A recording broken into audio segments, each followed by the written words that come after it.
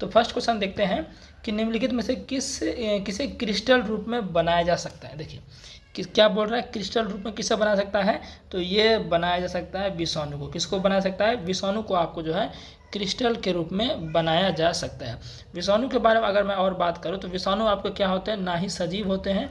विषाणु आपको क्या होते हैं, ना ही सजीव यानी कि ना ही लिविंग थिंग्स होते हैं, ना ही नॉन लिविंग थिंग्स होते हैं। यानी कि ये ना ही आपके सजीव होंगे, ना ही क्या होंगे, निर्जीव होंगे। जब किसी सजीव के जीव में प्रवेश कर जाएगा तो सजीव की तरह कार्य करेगा, और जब ये बाहर है तो निर्जीव की तरह कार्य करता है। समझ गए, तो इस बात को ध्यान रखना। तो विषाणु क्या है, इसे क्रिस्टल रूप में बनाया जा सकता है, यानी कि वायरस, इसको क्या बोलते हैं, वायरस भी बोलते हैं। ठीक है, चलिए आगे 2 नंबर देखिए क्या बोल रहा है, कोशिका फूल जाएगी यदि, मतलब यहाँ पर जो है किस कोशिका की बात हो रही है, पादप कोशिका की। कौन सी कोशिका की बात हो रही है, पादप कोशिका की बात हो गई। तो कोशिका फूलेगी कब, मैंने आपको पूरा कंडीशन बताया था। कौन कौन सा कंडीशन, मैंने आपको ऑस्मोसिस पढ़ाया था, पूरा पढ़ाया था कि नहीं, बिल्कुल पढ़ाया था। ऑस्मोसिस मैंने आपको पढ़ाया और डिफ्यूजन पढ़ाया था ना, बिल्कुल पढ़ाया था। हिंदी भी बोल देते हैं, डिफ्यूजन माने विसरण होता है और ऑस्मोसिस माने क्या होता है, परासरण होता है। तो कोशिका फूलने पचकने वाला या कोशिका बिल्कुल नहीं फूलेगा नहीं पचकेगा, ये सब कंडीशन फॉलो होता है आपका ऑस्मोसिस यानी कि परासरण में। तो मैंने आपको 3 प्रकार का परासरण बताया था कि नहीं। जैसे कि सिंपल अगर हम बात करें, पहला मैंने आपको क्या बताया था आपको अल्प परासरणी विलयन। क्या बताया था, अल्प परासरणी विलयन बताया था ना, अल्प परासरणी विलयन, अल्प परासरणी दाब विलयन मैंने आपको बताया था। और ये भी बताया था कि अल्प परासरणी दाब विलयन में जब पादप कोशिका जैसे किशमिश हो गया या कुछ और ले लीजिए पादप कोशिका कोई भी, इसको रखेंगे किसमें, अल्प परासरणी दाब विलयन में, तो वो कोशिका क्या होगी, फूल जाएगी। क्यों फूलेगी, क्योंकि कोशिका के अंदर जो सांद्रता है, कोशिका के अंदर जो सांद्रता है वो कम है बाहरी सांद्रता से जिसमें इसको रख रहे हैं। ठीक है, अगर हम अति परासरणी में रखेंगे, अति परासरणी दाब विलयन में रखेंगे तो इसमें कोशिका क्या होगी, कोशिका पचक जाएगी, क्योंकि इसमें कोशिका की ही सांद्रता अधिक होती है बाहर के अणुओं की सांद्रता कंपेरिजन में। मैं जल की सांद्रता की बात कर रहा हूँ। ठीक है, और अगर हम सम परासरणी में रखेंगे, सम परासरणी में, तो इसमें सम परासरणी का मतलब क्या होगा, कोशिका के अंदर जो जल की सांद्रता है और जिस विलयन में उसको रख रहे हैं उसकी सांद्रता दोनों बराबर है। तो भाई जब सांद्रता बराबर है तो अणुओं का ट्रांसफर होगा ही नहीं होगा, जब नहीं होगा तो कोशिका जैसी है तैसी रहेगी। ठीक है, तो ये कंडीशन मैंने आपको बताया था, तो वही चीज़। तो यहाँ पर कोशिका फूलने वाला बात आ रहा है, तो कंडीशन कौन सा होगा, पहले ही सोच लीजिए कंडीशन कौन सा होगा। कंडीशन होगा, देखो कोशिका तभी फूलेगा जब कोशिका में जाके पानी घुसेगा। सिंपल दिमाग लगाइए ना, कोशिका तभी फूलेगी जब उसके अंदर जाके पानी घुसेगा। और पानी कब घुसेगा, जब कोशिका को उस विलयन में रख रहे हैं जिस विलयन की सांद्रता यानी कि उसमें जल की सांद्रता अधिक हो। तो सीधी सी बात है, वो बाहरी विलयन से जल निकल कर कोशिका के अंदर चला जाएगा और कोशिका फूल जाएगी। ठीक है, चलिए देखते हैं अब ऑप्शन को। तो कह रहा है हमारा, चलो उल्टा लेते हैं, डी से चलते हैं। कह रहा है कि जल के अणुओं की सांद्रता महत्व नहीं रखती। भाई कैसे नहीं महत्व रखती, बिल्कुल महत्व रखती है। जब महत्व नहीं रखती तो इतना प्रकार क्यों बना, सम परासरी क्यों बना, अति परासरी क्यों बना, अल्प परासरी क्यों बना, तो ये तो गलत बोल रहा है। कह रहा है कोशिका के भीतर तथा उसके बाहर के जल के अणुओं की सांद्रता समान हो। जब समान रहेगा तो ना ही कोशिका फूलेगी ना ही पचकेगी। यहाँ तो कह रहा है कोशिका फूलने का बात, तो ऑप्शन बी सी भी नहीं होगा। बी देखते हैं, कोशिका के बाहर यानी कि मान चलिए ये हमारा क्या है, ये हमारा एक विलयन है, इसमें ये कोशिका इसमें क्या कर रहा है, ये हमारा जो क्या बोलते हैं एक सॉल्यूशन ले रहे हैं, इसमें क्या है पानी डाला हुआ है, ये हमारा है डाइल्यूट सॉल्यूशन। ये हमारा क्या है, डाइल्यूट सॉल्यूशन पता है ना, यानी कि तनु विलयन उसको बोलते हैं जिसमें पानी की मात्रा अधिक होती है, उसे क्या बोलते हैं, तनु विलयन डाइल्यूट सॉल्यूशन बोलते हैं। ठीक है, तो कह रहा है कोशिका के बाहर चारों ओर उपस्थित जल के अणुओं की सांद्रता और कोशिका के भीतर, अब इसमें क्या कर रहे हैं, जो विलयन लिया इसमें हम कोशिका को रखें, ये हमारा कोशिका हो गया। तो कोशिका के अंदर सांद्रता जो है, किसकी सांद्रता, जल की सांद्रता, कोशिका के अंदर जल की सांद्रता कम है, किसके कंपेरिजन में, बाहरी कंपेरिजन में। यानी कि ये हमारा बीकर था ना भाई, देखो ध्यान से देखो, ये हमारा क्या था, ये हमारा क्या बीकर है, ये हमारा क्या बीकर है ना। इसमें हम क्या लिया, कौन सा सॉल्यूशन लिया, डाइल्यूट सॉल्यूशन तनु विलयन लिया। तो इसकी सांद्रता अधिक है, यानी कि इसमें जल की सांद्रता, जल के अणु की सांद्रता अधिक है, और कोशिका जो आपका है इसके अंदर जल की अणु की सांद्रता कम है। तो भाई आपको पता है कि परासरण जो है, परासरण क्या होता है, परासरण ऑस्मोसिस क्या होता है, हमेशा आपका जो है अर्ध पारगम्य झिल्ली से परासरण प्रोसेस क्या होता है, अर्धपारगम्य झिल्ली से अधिक सांद्रता से कम सांद्रता की ओर गति करते हैं। कौन? जल के अणु, या जल के अणु को ही क्या कहते हैं, विलायक के अणु भी कहते हैं। समझ पा रहे हैं ना बात को? तो ध्यान रखिए, परासरण में क्या होता है कि परासरण प्रोसेस में हमेशा अधिक सांद्रता से निम्न सांद्रता की ओर गति करते हैं। कौन? जल के अणु या विलायक के अणु। तो चूंकि बाहरी वातावरण में जो बाहरी विलयन यहाँ पर है उसमें जल की सांद्रता अधिक है, तो जल निकल कर किधर चला जाएगा, कोशिका में चला जाएगा। तो कोशिका क्या होगी, फूल जाएगी। और यह प्रक्रिया तब तक होती रहेगी जब तक दोनों सांद्रता बराबर ना हो जाए। तो हमारा ऑप्शन बी एकदम करेक्ट कर रहा है कि कोशिका के बाहर चारों ओर उपस्थित जल के अणुओं की सांद्रता कोशिका के भीतर जल के अणुओं की सांद्रता अधिक है। बिल्कुल ये सही कह रहा है। ऑप्शन ए भी देख लेते हैं, कोशिका के भीतर जल के अणुओं की सांद्रता उसके बाहर चारों ओर उपस्थित जल के अणुओं की सांद्रता से अधिक है। जब भाई अधिक रहेगा, जब वो अधिक रहेगा तब तो कोशिका से ही जल निकलकर बाहरी वातावरण में चल जाएगा और कोशिका फूल जाएगी। ये जो कंडीशन दिया, ये कंडीशन आपका अति परासरणी दाब विलयन में दिया, और इस कंडीशन में कोशिका सिकुड़ जाएगी, श्रिंक हो जाएगी। ठीक है, तो ऑप्शन बी करेक्ट है। नेक्स्ट देखते हैं, गुणसूत्र बने होते हैं। तो गुणसूत्र किसके बने होते हैं? आपको पता है कि कोशिका में क्या होता है, केंद्रक होता है। केंद्रक में क्या होता है, गुणसूत्र होता है। इसी गुणसूत्र में क्या होता है, डीएनए होता है। ये गुणसूत्र डीएनए प्लस हिस्टोन प्रोटीन से बने होते हैं। डीएनए प्लस हिस्टोन प्रोटीन से बने होते हैं। तो गुणसूत्र बने होते हैं किससे? तो आपका हो जाएगा डीएनए एवं प्रोटीन से। प्रोटीन कौन सा है? प्रोटीन आपका हिस्टोन प्रोटीन है। ठीक है, चलिए, इनमें से कौन सा कार्य राइबोसोम का नहीं है? देखिए, राइबोसोम का कार्य यहाँ पर पूछ रहा है, which is the not a function of ribosome. Ribosome का कार्य कौन सा नहीं है? देखिए, राइबोसोम आपका कहाँ होता है, जो ईआर है इसको बोलते हैं एंडोप्लाज्मिक रेटिकुलम। ये दो प्रकार का होता है, एक आरईआर रफ एंडोप्लाज्मिक रेटिकुलम खुरदरा वाला, एक होता है SER smooth endoplasmic reticulum. RER पे ही क्या होता है, छोटे छोटे दाने होते हैं जिसे राइबोसोम कहते हैं, जो प्रोटीन बनाने का कार्य करता है। और एसईआर जो है चिकना वाला, ये क्या करता है, लिपिड वसा बनाने का कार्य करता है। तो पूछ रहा है कि कौन सा राइबोसोम का काम नहीं है। यह प्रोटीन के अणुओं के निर्माण में सहायता करता है, बिल्कुल सही बात है। यह एंजाइमों के निर्माण में सहायता करता है, बिल्कुल सही बात है। क्योंकि एंजाइम जो होता है मेरे भाई, एंजाइम मूलतः जो है, basically enzyme is a type of protein. Enzyme क्या होता है, वो प्रोटीन ही होते हैं। तो एंजाइम भी क्या होते हैं, एंजाइम का मतलब प्रोटीन ही होता है। तो दूसरा भी सही है। यह हार्मोन के निर्माण में सहायता करता है, नहीं, राइबोसोम आपका हार्मोन के निर्माण में सहायता नहीं करता, प्रोटीन के निर्माण में सहायता करता है।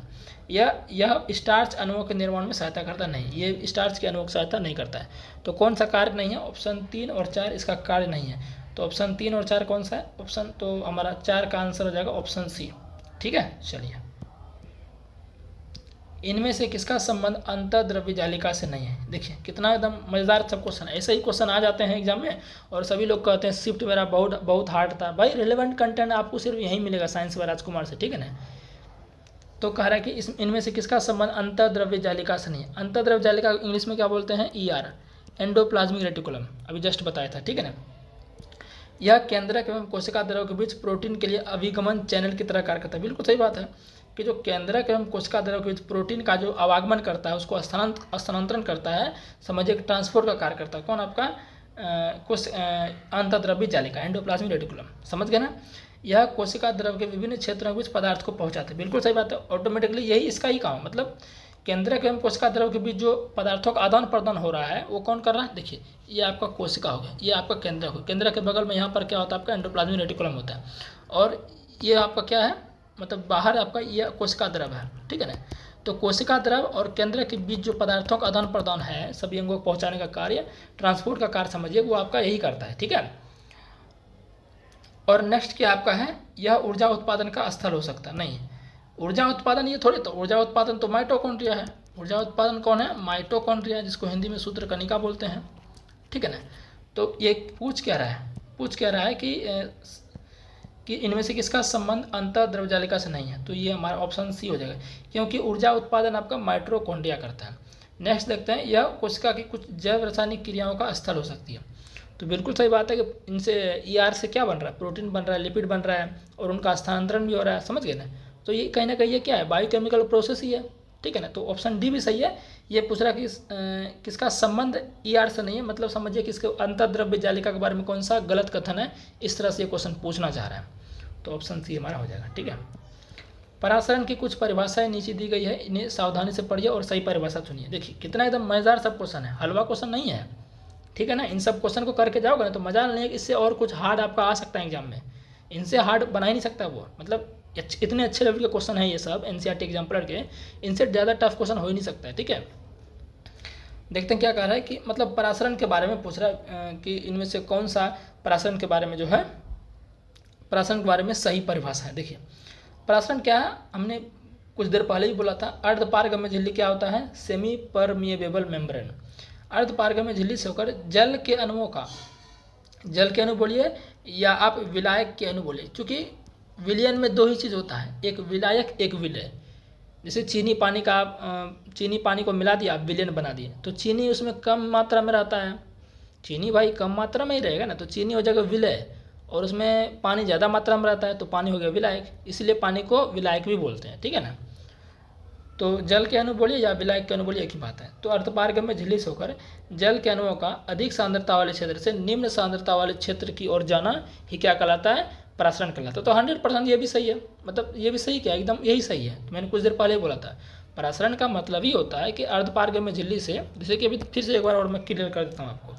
जैसे ये आपका एक बर्तन हमने ले लिया, इसके बीच में एक अर्धपारगम्य झिल्ली है, ठीक है ना, और इस तरफ जो विलयन है, इस तरफ जो विलयन है ये आपका सांद्र मान चलिए, ये आपका कैसा विलयन है, मान चलिए सांद्र विलयन है, और इस तरफ जो विलयन आपका है, इस तरफ आपका तनु विलयन है, इस तरफ क्या तनु विलयन है। अब तनु विलयन का मतलब डाइल्यूट सॉल्यूशन और सांद्र विलयन का मतलब कॉन्सेंट्रेटेड सॉल्यूशन।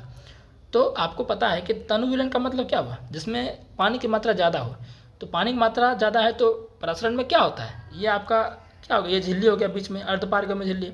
अर्धपारगम्य झिल्ली का क्या मतलब होता है कि इनसे कुछ मतलब कुछ ही मात्रा, इनकी आधा कण ही, क्योंकि नाम ही है अर्धपारगम्य झिल्ली, यानी कि पूरा कण इससे आर पार नहीं होगा, आधा कण ही जो है इससे आर पार होगा जो ज़रूरत है। तो तनु विलयन जो है इससे क्या होगा, विलायक के कण यानी कि जल के कण जो अर्धपारगम्य झिल्ली से इधर चले जाएंगे सांद्र विलयन की ओर। तो बताइए तनु विलयन में क्या है, तनु विलयन में क्या है, जल की सांद्रता अधिक है, जल ज़्यादा है, और सांद्र विलयन में जल की मात्रा कम है, जल की सांद्रता कम है, तो अधिक सांद्रता से निम्न सांद्रता की ओर जाना ही परासरण कहलाता है अर्धपारगम्य झिल्ली के द्वारा। तो ऑप्शन ए ही हमारा सही है, समझ गए, ऑप्शन ए ही हमारा क्या है, बिल्कुल सही है। चलिए आगे देखते हैं। पादप कोशिका में जीव द्रव्य कुंचन को इस तरह परिभाषित किया जाता है, देखिए एक मिनट। पादप कोशिका में जीव द्रव्य कुंचन, जीव द्रव्य कुंचन क्या होता है, प्लाज्मोलिसिस भी इसको इंग्लिश में बोलते हैं, प्लाज्मोलिसिस क्या बोलते हैं इसको, प्लाज्मोलिसिस भी बोलते हैं। क्या होता है ये मैंने अच्छे से बताया हुआ थ्योरी में आपको, लेकिन एक बार फिर से इसको हम क्या करते हैं देखते हैं, ठीक है। देखिए प्लाज्मोलिसिस का मतलब क्या होता है कि जीव द्रव्य कुंचन, जब पादप कोशिका में, किसकी बात कर रहा है, पादप कोशिका में, पादप कोशिका से अगर संपूर्ण जीव द्रव्य निकल जाए, यानी कि कोशिका द्रव के अंदर द्रव पूरा निकल जाए, तो जीव द्रव्य कुंचन का मतलब क्या होगा, पूरा कोशिका सूख जाएगा, पूरा कोशिका क्या जाएगा, सूख जाएगा, यानी कि कोशिका क्या है, सिकुड़ जाना, कोशिका का सिकुड़ना ही क्या कहलाएगा, पादप कोशिका का सिकुड़ना ही क्या कहलाएगा, जीव द्रव्य कुंचन। मतलब सारा पानी जो है कोशिका से बाहर निकल गया, जीव द्रव्य निकल गया, कोशिका द्रव्य सारा जो है बाहर निकल गया, ठीक है ना। तो आपका क्या हो गया, वो क्या हो गया, जीव द्रव्य कुंचन हो गया, प्लाज्मोलिसिस इसको इंग्लिश में बोलते हैं। तो कह रहा है कि प्लाज्मोलिसिस, इसमें से प्लाज्मोलिसिस के बारे में क्या सही है। देखिए मैंने आपको अच्छे से बताया है कि कोशिका कब सिकुड़ेगा, कब फूलेगा, कब कोशिका कब फूलेगा, अभी जस्ट बताया है ना, कोशिका कब फूलेगा, जब उसको अल्प पराशरी दाब विलयन में डालेंगे तो उसमें कोशिका फूलेगा। पचकेगा कब, यानी सिकुड़ेगा कब, श्रिंक कब हो जाएगा, जब अति पराशरणी दाब विलयन में डालेंगे, जब क्या करेंगे, अति पराशरणी दाब विलयन में डालेंगे तो वो क्या हो जाएगा, सिकुड़ जाएगा, फूलेगा नहीं, सिकुड़ जाएगा, ठीक है, ये मैंने आपको बताया है। तो अब देखते हैं कौन सा कह रहा है, अल्प पराशरी माध्यम में प्रद्रव्य झिल्ली का टूटना, झिल्ली का टूटना, ये तो कुछ मतलब कुछ भी बक रहा है, ये तो बिल्कुल नहीं है। यहाँ बात कर रहा है कि जीव द्रव्य कुंचन, और जीव द्रव्य कुंचन का मतलब क्या, कोशिका पूरा सिकुड़ जाना, यहाँ टूटने का बात कर रहा है तो बिल्कुल नहीं होगा। अल्प पराशरी माध्यम में कोशिका द्रव का सिकुड़ना, अल्प पराशरी माध्यम में कोशिका द्रव का सिकुड़ना। देखिए यहाँ बात कर रहा है अल्प पराशरी माध्यम, तो अल्प पराशरी माध्यम तो हमारा ये नहीं होगा, यहाँ होना चाहिए अति पराशरी माध्यम। क्या होना चाहिए, अति पराशरी होना चाहिए। क्या हो गया, अति पराशरणी दाब विलयन होना चाहिए, ठीक है ना। तो यहाँ अल्प पराशरी दिया तो ये भी हमारा नहीं होगा। नेक्स्ट बात करते हैं केंद्रक द्रव का सिकुड़ना, तो नहीं ये भी नहीं है, केंद्रक द्रव का सिकुड़ना ये भी नहीं होगा, इनमें से कोई नहीं। तो हमारा ऑप्शन क्या हो जाएगा, ऑप्शन डी हो जाएगा, इनमें से कोई नहीं। जीव द्रव कुंचन तभी होगा जब अति पराशरणी दाब में डालेंगे, अति पराशरणी। जीव द्रव कुंचन का मतलब क्या होगा, कोशिका सिकुड़ गई, क्या हो गई, कोशिका सिकुड़ गई, पूरा एकदम पचक गई है ना, उसमें से कोई जीव द्रव है ही नहीं, ठीक है ना। तो वो कब होगा, जब अति परासरणी दाब विलयन डालेंगे। अति परासरणी दाब में क्या होता है, कोशिका में जल की सांद्रता ज़्यादा होती है, जिससे वो बाहर चली जाती है और कोशिका सिकुड़ जाती है। तो हमारा ये ऑप्शन डी होगा, ठीक है ना। जब अति परासर रहता है तभी आंसर होता है। चलिए, निम्नलिखित में से किसके चारों ओर एकल झिल्ली का आवरण होता है, यानी कि एकल झिल्ली। तो देखो, माइटोकॉन्ड्रिया में डबल झिल्ली होता है, राजधानी में भी डबल झिल्ली होता है, लाइसोसोम में क्या होता है, एक ही झिल्ली होता है। लाइसोसोम में क्या होता है, एक ही झिल्ली होता है। लवक में भी आपका क्या होता है, दोहरी झिल्ली का, मतलब दोहरी झिल्ली वाले ये अंग होते हैं। तो एक झिल्ली वाले लाइसोसोम होते हैं, ठीक है। चलिए, गलत वाक्य को ढूंढिए। क्या करें, गलत वाक्य को ढूंढिए, यानी कि कौन सा स्टेटमेंट रॉन्ग है। गोल्जी उपकरण लाइसोसोम के बनने में शामिल होता है। बिल्कुल सही बात है कि जो लाइसोसोम का जो निर्माण है वो किससे होता है, वो आपके होता है गोल्जी का। ऐसे ही क्या होता है, लाइसोसोम का निर्माण होता है, मैंने बताया था। केंद्रक माइटोकॉन्ड्रिया एवं लवक में डीएनए होता है। बिल्कुल सही बात है, केंद्रक में भी डीएनए होता है, क्योंकि केंद्रक में आपका गुणसूत्र होता है और गुणसूत्र में डीएनए होता है। तो बात सही है, माइटोकॉन्ड्रिया के पास भी डीएनए होता है और लवक के पास भी डीएनए होता है। बात तो सही है, आगे बढ़ते हैं। इसलिए ये अपनी संरचनात्मक प्रोटीन बनाने में समर्थ है। बिल्कुल सही बात है, ये बात बिल्कुल सही कह रहा है। इनके पास खुद का डीएनए एवं क्या होते हैं, राइबोसोम होते हैं, तो वो क्या करते हैं, प्रोटीन बनाने में ये समर्थ होंगे। बिल्कुल सही बात है ये। नेक्स्ट देखते हैं, गलत पूछ रहे हैं ना। माइटोकॉन्ड्रिया को कोशिका का पावर हाउस कहते हैं क्योंकि इनमें एटीपी का उत्पादन होता है। ये भी सही है। कोशिका द्रव को प्रद्रव भी कहा जाता है। देखिए, यहाँ प्रद्रव का मतलब यहाँ पर है प्रोटोप्लाज्म। प्रद्रव को इंग्लिश में यहाँ पर प्रोटो, देखिए हिंदी कभी कभी ऐसा दिख जाएगा कि आपको दिक्कत हो जाएगा ना, देखिए प्रद्रव आपको समझ ही नहीं आ रहा होगा। तो प्रद्रव किसको कहते हैं, प्रोटोप्लाज्म को ही कहते हैं। तो कोशिका द्रव को प्रोटोप्लाज्म थोड़े कहते हैं। कोशिका द्रव को भले एक और नाम इसका प्लाज्मा झिल्ली भले कहते हैं। कोशिका द्रव का अन्य नाम क्या, प्लाज्मा झिल्ली अलग नाम है, प्लाज्मा मेम्ब्रेन अलग नाम है, प्रोटोप्लाज्म अलग नाम नहीं है। तो गलत हमारा ऑप्शन डी ही गलत है, ठीक है। चलिए, सही वाक्य को ढूंढिए, यानी कि कह रहा है कि कौन सा स्टेटमेंट करेक्ट है, विच वन इज करेक्ट, ये पूछ रहा है हमारा, है ना। लाइसोसोम में भरे हुए एंजाइम रुक्ष का मतलब यहाँ हो गया RER। देखिए, ये बोल दिया यहाँ पर, मतलब रफ हो गया। लाइसोसोम में जो भरे हुए एंजाइम होते हैं, आपको पता है कि लाइसोसोम में कौन से एंजाइम होते हैं, हाइड्रोलिटिक एंजाइम होते हैं, खतरनाक वाले, पढ़ाया था ना मैंने, जल अग्नि एंजाइम होते हैं उसमें। लाइसोसोम में जो एंजाइम होता है वो ER से बने होते हैं। बिल्कुल सही बात है। कह रहा है कि रुक्ष अंतःद्रव्य जालिका, मतलब ये बात कर रहा है RER का, ठीक है ना। RER एवं चिकनी अंतःद्रव्य जालिका लिपिड एवं प्रोटीन बनाती है। नहीं, RER क्या बनता है, ये कह रहा है कि RER जो है, देखिए बात को समझिए, यहाँ पर कह रहा है कि रुद्र अंतःद्रव्य जालिका लिपिड बनाता है। नहीं, ये तो प्रोटीन बनाता है, उल्टा दे दिया यहाँ पर, है ना। इसका काम ये दे दिया, इसका काम ये दे दिया।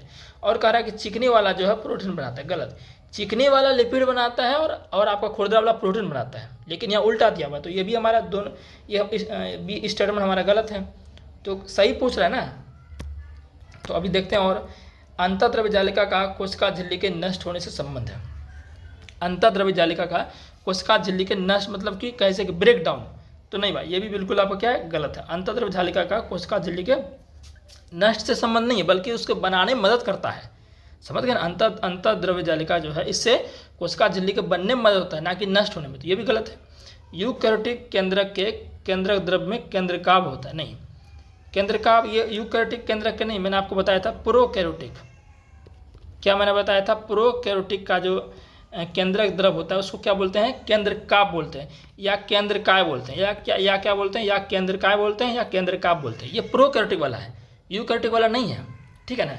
तो ध्यान रखिएगा। तो सही पूछ रहा था, सही हमारा ऑप्शन ए है, ठीक है। चलिए नेक्स्ट देखते हैं। कह रहा है कौन सा कोशिका अंग कोशिका के अंदर विषैले पदार्थ, देखिए मैंने कराया हुआ कि ड्रग्स को आविष रहित, यानी कि ड्रग्स जो होते हैं, मान चलिए गलती से किसी ने जो है जहरीला पदार्थ खा लिया, तो उसको जो है उस जो जहरीला पदार्थ को उसका प्रभाव जो है, उसका इफेक्ट कम करने के लिए कौन कार्य करता है, जो लीवर में हमारे जो हेपेटिक सेल में जो कोशिका होती है, मतलब लीवर की जो लीवर जो आपका है ना, उसकी कोशिका में जो आपका SER होता है, स्मूथ एंडोप्लाज्मिक रेटिकुलम, ये क्या करता है, जो भी आपका यानी क्या पॉइजन जो है, उस पॉइजन के इफेक्ट को कम करने का प्रयास करता है, जहर के प्रभाव को कम करने का प्रयास करता है। समझ गए ना। तो कौन ये आपका होता है, ये चिकनी अंतःद्रव्य जालिका SER, लास्ट वाले में मैंने भी ये कराया था, ठीक है ना। कोशिका झिल्ली निर्माण के लिए आवश्यक प्रोटीन एवं लिपिड का उत्पादन निम्नलिखित द्वारा किया जाता है। सिंपल सी बात है, ER के द्वारा किया जाएगा। ई आर का आर ई आर करेगा प्रोटीन और लिपिड करेगा एस ई आर, सिंपल सी बात है। तो कौन हो जाएगा, तो ये आपका हो जाएगा। अच्छा पूछ क्या रहा है, पूछ कह रहा है कि कोशिका झिल्ली द्वारा निर्माण के लिए आवश्यक प्रोटीन एवं लिपिड का उत्पादन निम्नलिखित द्वारा किया जाता है। तो देख लीजिए कौन सा हो जाएगा, तो ये आपका हो जाएगा रुक्ष अंतर्द्रव्य जालिका। चूंकि लिपिड अगर लिपिड वसा है तो एस ई आर भी देना चाहिए ऑप्शन में, लेकिन नहीं दिया है तो उसके लिए हम क्या करेंगे, उसके लिए हम क्या करेंगे साथियों, यही मारेंगे, क्या यही मारेंगे, ठीक है। तो आप देख सकते हैं ये क्वेश्चन अच्छे से, ठीक है। चलिए नेक्स्ट हम देखते हैं प्रोकैरियोट का अपरिभाषित केंद्रक क्षेत्र क्या कहलाता है। अभी जस्ट कराए थे, क्या कहलाता है, केंद्रकाभ, केंद्रकाभ कहलाता है। क्या कहलाता है, केंद्रकाभ। यानी कि आप सिंपल ये भी कह सकते हैं कि जो प्रोकैरियोट में जो केंद्रक नहीं होता उसमें, तो उसका जो नकली केंद्रक होता है उसके क्षेत्र को क्या कहते हैं, केंद्रकाभ या केंद्रकाय कभी कभी बोलते हैं, ठीक है। चलिए नेक्स्ट है कि कोशिका अंगक जो सरल शर्करा को जटिल शर्करा में बदलने में शामिल है। यानी कि कोशिका का कौन सा अंग जो है, आपको पता है कि कोशिका के अंग को ही कोशिकांग कहते हैं। तो कोशिका का कौन सा अंग जो है जो कि जो सरल शर्करा होता है, सरल शर्करा होता है उसको जटिल शर्करा में बदलता है, तो ये आपका होता है गोल्जी अपैरेटस। कौन करता है, गोल्जी अपैरेटस ये कार्य करता है। आपको पता है कि गोल्जी अपैरेटस और क्या करता है, भोजन के पैकेजिंग करने के साथ साथ ये सामान्य शर्करा को यानी सरल शर्करा को जटिल शर्करा में भी बदलने का कार्य करता है। कौन आपका, तो गोल्जी उपकरण करेक्ट हो जाएगा, ठीक है ना। और गोल्जी उपकरण से ही क्या होता है साथियों, आपको पता होना चाहिए, लाइसोसोम का निर्माण होता है, ठीक है ना। और इसमें क्या होती है, एक कुंडली नलित संरचना होती है गोल्जी उपकरण, जिसको क्या कहते हैं, जिसको क्या कहते हैं, सिस्टर्नी कहते हैं। क्या कहते हैं, सिस्टर्नी कहते हैं। पूछ देगा कि गोल्जी उपकरण में कुंडलित नियन संरचना होती है, जिसे क्या कहते हैं, जिसे कहते हैं सिस्टर्नी या कुंडिका कहते हैं, ठीक है। तो ये ध्यान रखना, एक्स्ट्रा बातें बता दिया। निम्नलिखित में से कौन सा राजधानी का कार्य नहीं है, यानी कि जो वैक्यूल्स होते हैं, वैक्यूल्स होते हैं, इसको हिंदी में क्या कहते हैं, रिक्तिका भी कहते हैं या राजधानी भी कहते हैं, ठीक है ना। इसका कार्य मैंने अच्छे से बताया था, तो कौन सा कार्य नहीं है, पहला काम है कि ये पानी को स्टोर करता है, इस संग्रहण इसका बिल्कुल कार्य है, एकदम 100% संग्रहण इसका कार्य है। कोशिका को स्फीति एवं दृढ़ता प्रदान करना बिल्कुल इसी का कार्य है। कारक अपशिष्ट उत्सर्जन, जो बेकार पदार्थ है उसको यहाँ पर संचित भी किया जाता है। और कारक गमन, गमन का मतलब हो गया एक तरह समझिए कि गति करने से संबंधित है। गमन का मतलब क्या, गति, तो ये गति थोड़ी करेगा, गति नहीं करेगा। तो कारक कौन सा कार्य नहीं है, तो ऑप्शन डी इसका कार्य नहीं है। नेक्स्ट है अमीबा जिस प्रक्रिया के तहत भोजन प्राप्त करता है क्या कहलाता है। देखिए एंडोसाइटोसिस मैंने बताया था कि नहीं आपको, अरे एंडोसाइटोसिस मैंने बताया था कि नहीं बताया था, बिल्कुल बताया था। तो कोशिका जो अमीबा जो भोजन प्राप्त करता है उस प्रक्रिया को क्या कहते हैं, उस प्रक्रिया कहते हैं एंडोसाइटोसिस। और विसरण के तहत जो है अमीबा क्या करता है, अपना भोजन प्राप्त करता है, ठीक है ना। और यह प्रक्रिया इसकी एंडोसाइटोसिस कहलाती है। तो देखिए यहाँ पर हिंदी में नाम दिया गया, तो अगर एग्जाम में इस तरह क्वेश्चन आए हिंदी में तो आप उसको व्यू इन इंग्लिश करके आंसर कर सकते हैं। तो लेकिन मुझे आता है एंडोसाइटोसिस को हिंदी में अंतःकोशिकता कहते हैं, ठीक है ना। और अमीबा कैसे भोजन लेता है, जैसे कि अमीबा का स्ट्रक्चर फिक्स नहीं होता, अमीबा का स्ट्रक्चर जो है आपको पता है क्या होता है, फिक्स नहीं होता। तो ये जो दो निकला हुआ है, जैसे मान चलिए यहाँ पर कोई भोजन है तो अमीबा क्या करेगा, इसको आगे बढ़ाएगा, इसको बोलते हैं सूडोपोडिया, कूटपाद, इसके माध्यम से इस खाद्य पदार्थ को ये अंदर ले लेगा। क्या करेगा, ये अंदर ले लेगा, है ना। तो अंदर ले लेगा पूरा इसको खाएगा अच्छे से 5 स्टेप में। तो अमीबा भोजन किस प्रकार करता है, पहले अंतःग्रहण होता है ना, मैंने बताया था ना कि जिस तरह मनुष्यों में भोजन का पाचन होता है सेम उसी तरह अमीबा में भी होता है। पहले अंतःग्रहण होगा और फिर उसके बाद पाचन होगा, अवशोषण होगा, स्वंगीकरण होगा, फिर बगक्षेपण, इसमें भी होता है। और ये चीज़ें मनुष्य में भी होती है, ठीक है। तो ध्यान रखिएगा कि अमीबा जिस प्रक्रिया के तहत भोजन प्राप्त करता है उसे एंडोसाइटोसिस या अंतःकोशिकता कहते हैं, ठीक है। निम्न में से किसकी कोशिका भित्ति सेलुलोज से नहीं बनी है। देखिए कारक किसकी कोशिका भित्ति सेलुलोज से नहीं बनी है। सेलुलोज क्या है, सेलुलोज एक कॉम्प्लेक्स कार्बोहाइड्रेट है, बहुत ही खतरनाक मैं बोल रहा हूँ, मतलब जटिल कार्बोहाइड्रेट है जिसे पचाना इतना आसान नहीं है। हमारी कोशिका तो बिल्कुल सेलुलोज को नहीं पचा पाएगी। जैसे घास है ना, घास आप खाइएगा तो पचा पाइएगा, नहीं पचा पाइएगा, क्योंकि हमारे जो आंत है, छोटी आंत है, वो उतनी बड़ी नहीं है जो कि सेलुलोज को पचा सके। गाय, बकरी, खरगोश ये सब देखते होंगे कि ये घास खाते हैं, है ना, पौधे को खाते हैं, तो ये लोग पचा पाते हैं क्योंकि इसकी आंत बड़ी होती है, इसीलिए वो पचा पाते हैं। तो कह रहा है कि किसकी कोशिका भित्ति सेलुलोज से नहीं बनी होती है। देखिए पौधा है, पौधे की कोशिका भित्ति किसकी बनी होती है, सेलुलोज की बनी होती है। तो हाइड्रिला एक जलीय पौधा है, अमरवृक्ष एक पौधा है, कैक्टस एक पौधा है। तो ये तीनों पौधा है, पौधे की कोशिका भित्ति सेलुलोज से बनी होती है। और लास्ट वाला जो जीवाणु है, जीवाणु की कोशिका भित्ति किसकी बनी होती है? ये पेप्टिडोग्लाइकॉन की बनी होती है, पेप्टिडोग्लाइकॉन की बनी होती है, ग्लाइकॉन की। तो ऑप्शन ये हमारा करेक्ट हो जाएगा। ठीक है, चलिए।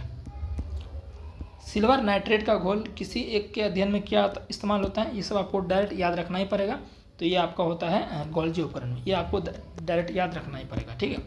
केंद्रक के अलावा वह अंगक जिसमें डीएनए होता है, मतलब केंद्रक के अलावा वह अंगक जिसमें डीएनए होता है। तो देखिए, लाइसोसोम में डीएनए नहीं होता है, गोल्जी उपकरण के पास नहीं होता है, अंतःप्रद्रव्यजालिका का नहीं होता है, माइटोकॉन्ड्रिया के पास खुद का क्या होता है? डीएनए होता है। ठीक है ना। केंद्रक के और किसके किसके पास होता है? लवक, लवक के पास भी खुद का डीएनए और राइबोसोम होता है। तो लवक हो गया, माइटोकॉन्ड्रिया और केंद्रक, तीनों के पास डीएनए होता है। ठीक है, चलिए। निम्नलिखित में से किसको कोशिका की रसोई कहते हैं? सभी को अच्छे से पता है, यानी कि powerhouse of the cell, powerhouse of the cell किसे कहते हैं? माइटोकॉन्ड्रिया को कहते हैं। बहुत अच्छे से मैंने बताया हुआ क्यों कहते हैं, क्योंकि यहाँ पर एटीपी का उत्पादन होता है। क्या होता है? एटीपी का उत्पादन होता है, एडेनोसिन ट्राइफॉस्फेट, जिसे ऊर्जा की मुद्रा कहते हैं। समझ गए ना। तो ये हमारा माइटोकॉन्ड्रिया हो जाएगा। माइटोकॉन्ड्रिया को हिंदी में क्या कहते हैं? सूत्रकणिका कहते हैं, सूत्रकणिका, ध्यान रखना। नेक्स्ट है, कोशिका में लिपिड अणुओं को निम्न के द्वारा संश्लेषित किया जाता है। लिपिड का मतलब क्या होता है साथियों? वसा होता है। क्या होता है? वसा के अणु। तो यानी कि वसा का मतलब कह सकते हैं कि संश्लेषित मतलब बनाना। कौन बनाता है? तो ये चिकनी अंतःद्रव्यजालिका बनाती है। वृक्ष वाला बनाएगी प्रोटीन। ठीक है, दोनों ही एंडोप्लाज्मिक रेटिकुलम के प्रकार हैं। नई कोशिका का निर्माण पूर्व स्थित कोशिका से होने की बात किसने बताई थी? आपको पता है कि विर्चो ने 1855 में बोला था कि जितना भी नई कोशिका का निर्माण हो रहा है वो कहीं अलग से उत्पन्न नहीं ले रहा है, वो बल्कि पहले से जो मौजूद कोशिका है उसी से ये उत्पन्न हो रहा है। तो ये बात विर्चो ने कहा था। तो विर्चो। ठीक है, चलिए। कोशिका सिद्धांत निम्न द्वारा प्रतिपादित किया गया था। तो कोशिका सिद्धांत स्लाइडन एवं स्वॉन द्वारा क्या किया गया था? दिया गया था। ठीक है ना। इसमें ये बोला गया था, सेल थ्योरी जो इन दोनों ने दिया, कि बोला गया था जितना भी सजीव है वो सारे कोशिका से बने होते हैं, चाहे जंतु हो या पादप हो। किससे बने होते हैं? कोशिका से बने होते हैं। तो स्लाइडन एवं स्वॉन आंसर हो जाएगा। ठीक है।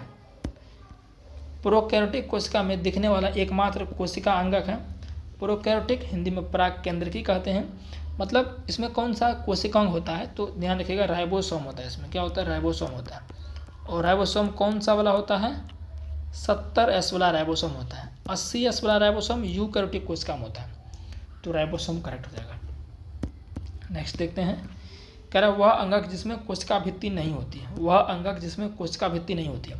अब बोलिएगा इसमें कोई अंग का स्पेशल कोशिका भित्ति होता है क्या? आप सुन के थोड़ा कंफ्यूज हो जाएंगे। देखिए, यहाँ पर क्वेश्चन को पूछने का तरीका अलग है। क्वेश्चन कुछ नहीं है, बस थोड़ा सा वर्ड इसमें चेंज कर दिया गया है। देखो भाई, कोशिका भित्ति जो होती है, सबसे पहले बात जंतु यानी कि एनिमल सेल में तो नहीं होती है। एनिमल सेल में कोशिका भित्ति नहीं होती, तो पादप सेल में कोशिका भित्ति होती है। तो यहाँ पर पादप सेल में जो कोशिका भित्ति होती है, तो कोशिका भित्ति का काम क्या होता है भाई? पौधे की कोशिका को रक्षा करना, एक तरह से कवड़ का काम कर रहा है, ढकने का कार्य कर रहा है कोशिका को, है ना? यही है ना।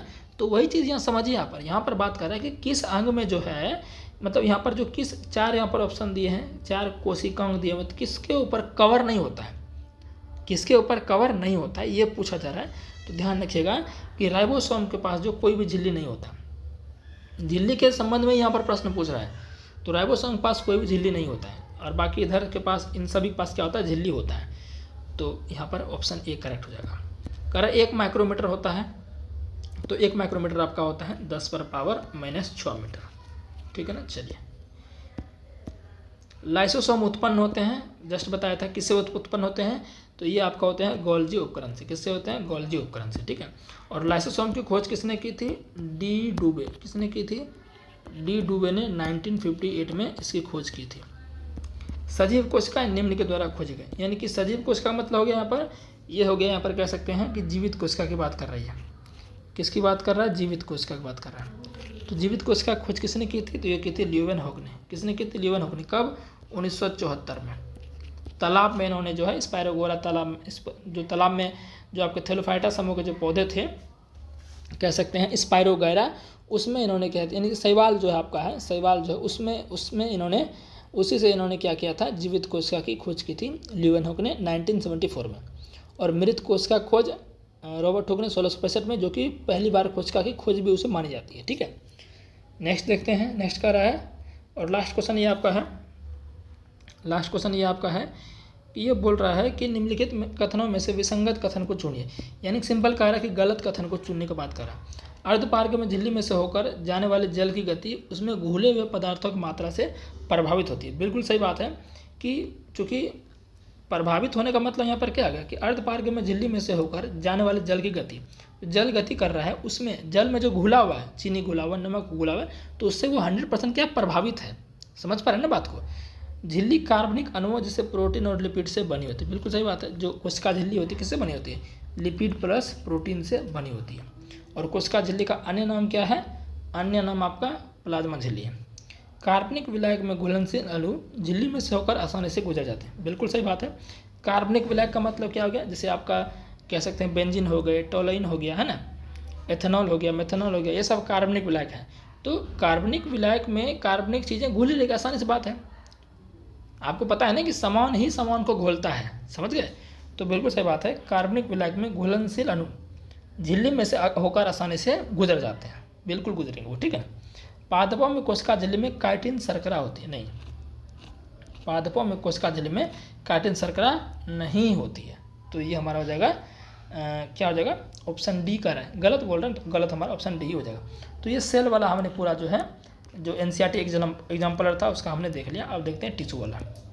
तो ऊतक से देखते हैं पहला क्वेश्चन, ऊतक चैप्टर से जो एनसीईआरटी एग्जाम्पलर का है उसको देखते हैं। देखिए कह रहा है कि निम्नलिखित में से कौन से ऊतक में मृत कोशिका पाई जाती है। देखिए मैंने आपको पादप ऊतक पढ़ाया था। पादप ऊतक जो है, पादप ऊतक कोशिका विभाजन के आधार पर मैंने आपको दो पार्ट में बताया था। एक आपको मैंने बताया था मेरिस्टेमेटिक, क्या बताया था? मेरिस्टेमेटिक। और एक मैंने आपको बताया था, क्या बताया था? एक बताया था मैंने आपको अस्थायी ऊतक, यानी कि परमानेंट टिश्यू, परमानेंट मैंने आपको बताया था। मेरिस्टेमेटिक क्या होता है? ये आपका जिसमें कोशिका विभाजन की क्षमता होती है, और परमानेंट जिसमें कोशिका विभाजन की क्षमता नहीं होती। यानी कि मेरिस्टेमेटिक से ही बनता है आपका परमानेंट बनता है, ठीक है।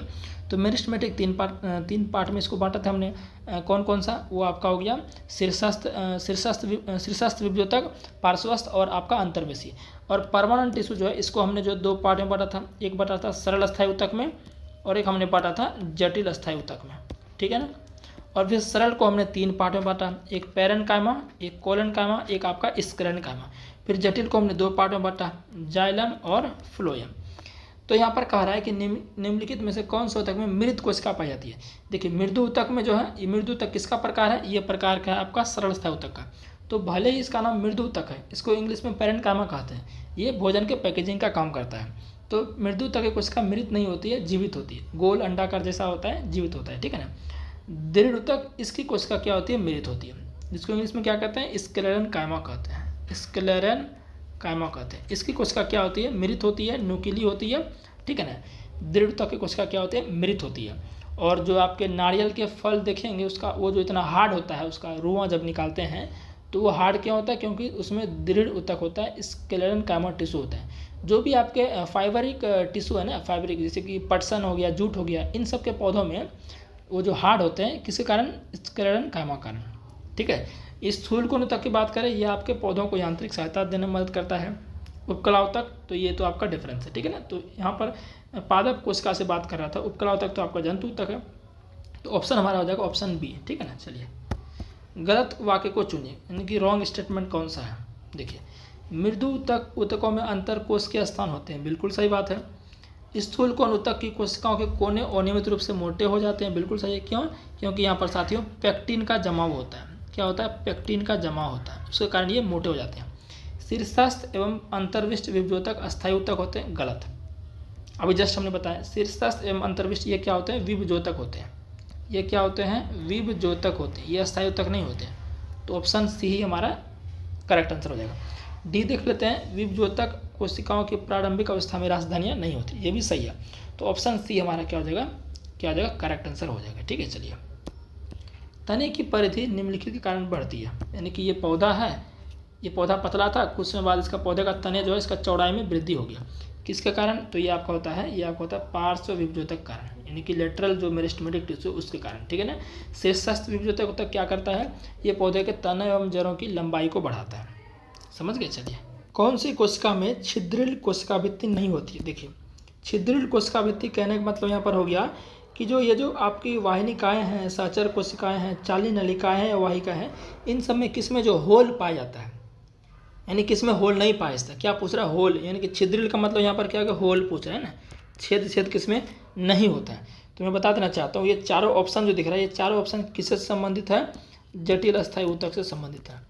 और जटिल अस्थायी ऊतक किसे कहते हैं? जाइलम और फ्लोएम को कॉम्प्लेक्स टिश्यू कहते हैं, जटिल अस्थायी ऊतक कहते हैं। तो देखिए यहाँ पर देखिए कि वाहिनिकाएँ जो है, इसको ये किसका पार्ट है? ये जाइलम का पार्ट है। किसका पार्ट है? जाइलम का पार्ट है। तो इसमें जो आपका है, इसमें तो आपका इसकी कोशिकाभित्ति में छेद होता है। और हम बात करें वाहिकाएँ का, तो इसमें इसकी भी कोशिकाभित्ति में क्या होता है? छेद यहाँ पर होता है, छिद्रिल होता है। चाली नलिका की बात करें, ये फ्लोएम का पार्ट है, फ्लोएम का पार्ट है, तो इसमें भी क्या होता है? छिद्रित कोशिकाभित्ति होती है। ये आपका चाली नलिका हो गई, ये आपकी चाली नलिका हो गई, इसमें भी क्या होती है? छिद्रित कोशिकाभित्ति होती है। अब चाली नलिका के बगल में यहाँ पर क्या होता है? बगल में यहाँ पर क्या होता है? कंपेनियन। क्या होता है? Companion cell. क्या होता है? कंपेनियन सेल होता है। इसको सहकोशिका या सहचर कोशिका कहते हैं। इसमें जो कोशिकाभित्ति होती है वो छिद्रिल नहीं होती है, छिद्रिल इसमें नहीं होती है। तो ऑप्शन हमारा सहचर कोशिका हो जाएगा। ठीक है, चलिए। अंत में पचे हुए भोजन को अवशोषित करती है उपकला कोशिकाओं का कौन सा प्रकार इनके लिए उत्तरदायी है? मैंने अच्छे से कराया हुआ ये चीज़ आपको कि उपकला जो कोशिका है, इन उपकला ऊतक की जो कोशिका है, ये कितने प्रकार की होती है? 4 प्रकार की। मैंने बताया था। पहले आपका हो गया सल्की या सल्काव, दूसरा आपका हो गया कौन सा? स्तंभाकार, कुछ भी लिख लो, दूसरा में कोई जरूरत नहीं है, सीक्वेंस वाइज ही लिखें। तीसरा आपका ले लेते हैं घनाकार उपकला ऊतक यानी क्यूबॉइडल, और एक हमने बताया था आपको कौन सा? अस्तरित। ये 4 प्रकार हमने आपको बताया था। तो इसमें से जो आपका स्तंभाकार जो है, स्तंभाकार इस तरह से आपको होता है आपका स्तंभाकार। इसके ऊपर क्या पायस्ते हैं? रसांकुर पायस्ते हैं। जो स्तंभाकार उपकला ऊतक है, इसके ऊपर क्या पायस्ते हैं? रसांकुर पायस्ते हैं, जो कि एब्जॉर्प्शन में मदद करता है, अवशोषण में मदद करता है। और ये कहाँ होती है? छोटी आंत में। तो हमारा क्या हो जाएगा? स्तंभाकार उपकला ऊतक। ठीक है ना, चलिए। नेक्स्ट है आपका, किसी व्यक्ति की दुर्घटना में हाथ की दोनों बड़ी हड्डियां अपने स्थान से हट गई। ये आप कह सकते हैं कि वहाँ से टूट के गिर गई। ठीक है, निम्नलिखित में से कौन सा संभावित कारण हो सकता है? देखिए ऑप्शन क्या क्या है, इनको देखते हैं। हाथ की दोनों बड़ी हड्डियां जो है वो क्या हो गई? अपने स्थान से हट गई। तो कारण क्या है? कंडरा का टूटना। देखिए कंडरा जो है यहाँ पर, कंडरा को इंग्लिश में क्या बोलते हैं? टेंडन बोलते हैं। कंडरा क्या करता है आपका? ये करता है, ये आपको बोन टू मसल, ये कनेक्ट करता है बोन टू मसल, यानी कि हड्डी को मांसपेशियों से। कंकाल पेशी एकदम नहीं होगा यहाँ पर। कंकाल पेशी किसको कहते हैं? रेखित पेशी जो आपका होता है उसको कंकाल पेशी कहते हैं। स्नायु का टूटना, ये आपका करेक्ट आंसर हो जाएगा, जिसको लिगामेंट कहते हैं। क्या कहते हैं? लिगामेंट। लिगामेंट जो कनेक्ट करता है वो हड्डी को हड्डी से, हड्डी को हड्डी से जोड़ने का काम कौन करता है? लिगामेंट। तो लिगामेंट इसका क्या हो जाएगा?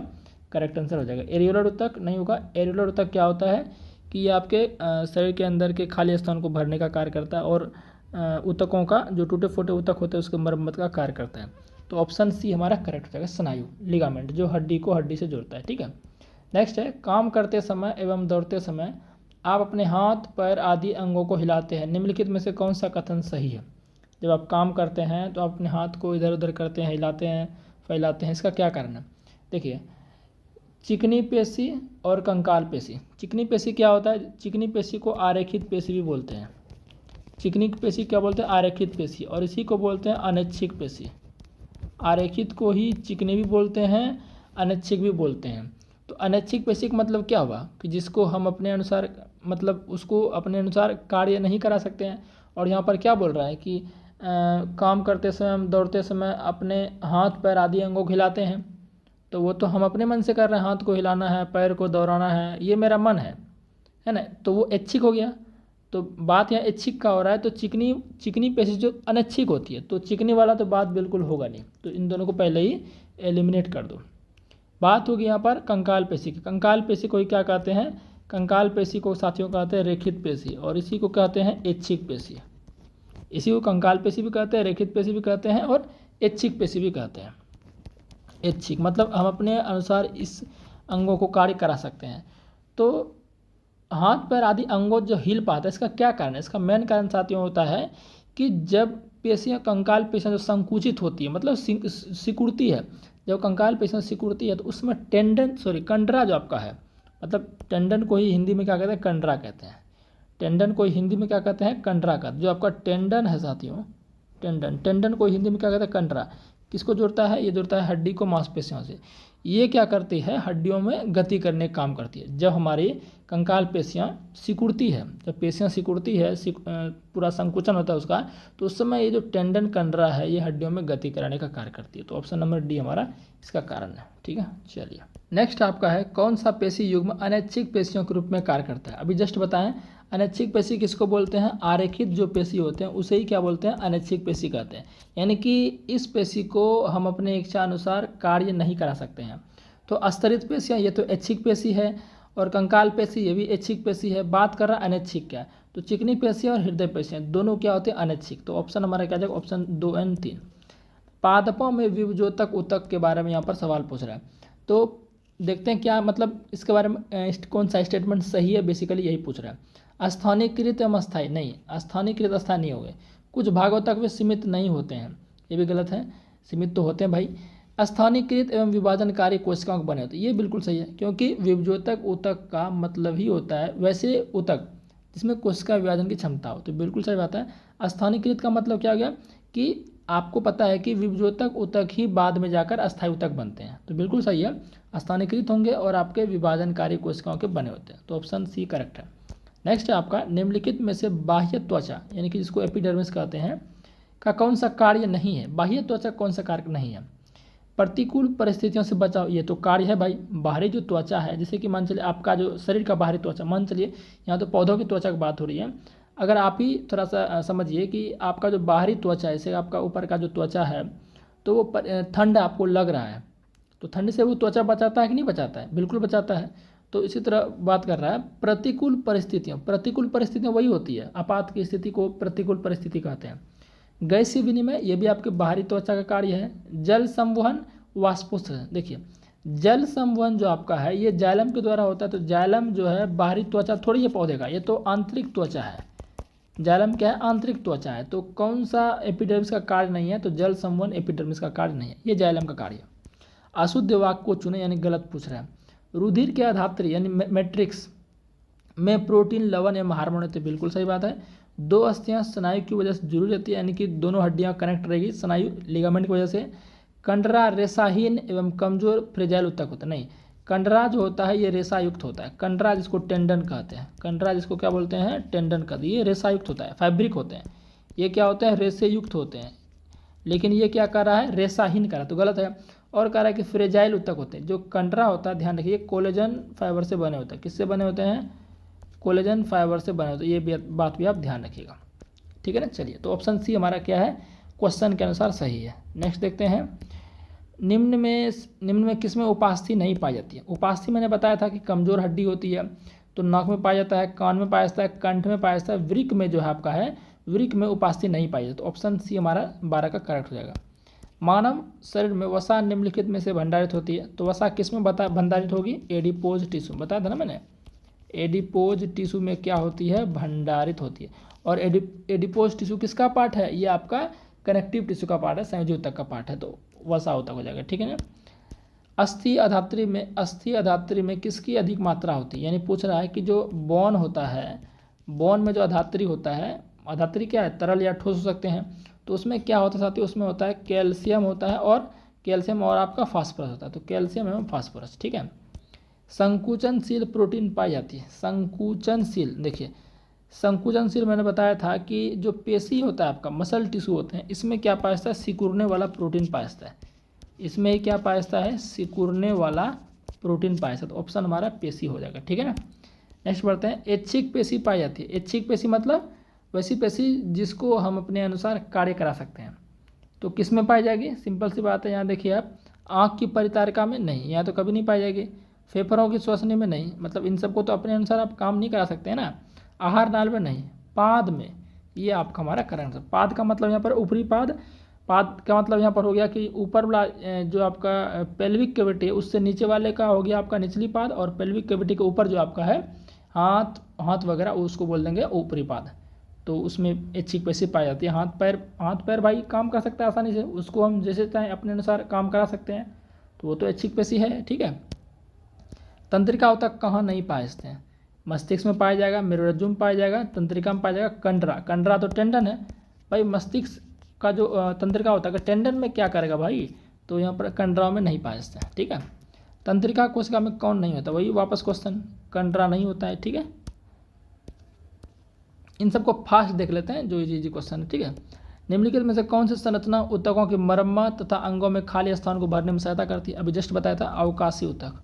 कौन सा ऊतक? अवकाशी ऊतक। इंग्लिश में इसको बोलते हैं एरियोलर टिश्यू। क्या बोलते हैं? एरियोलर टिश्यू बोलते हैं, जो कि संयोजी ऊतक का क्या है, एक तरह से प्रकार है, तो गर्ती का एरियोलर। ठीक है ना। चलिए, निम्नलिखित में से कौन सा पेशीय ऊतक जो बिना थके जीवन भर लगातार कार्य करता है? तो बताओ भाई, अगर हृदय आपका कार्य करना बंद कर देगा तो आप कार्य कर पाओगे?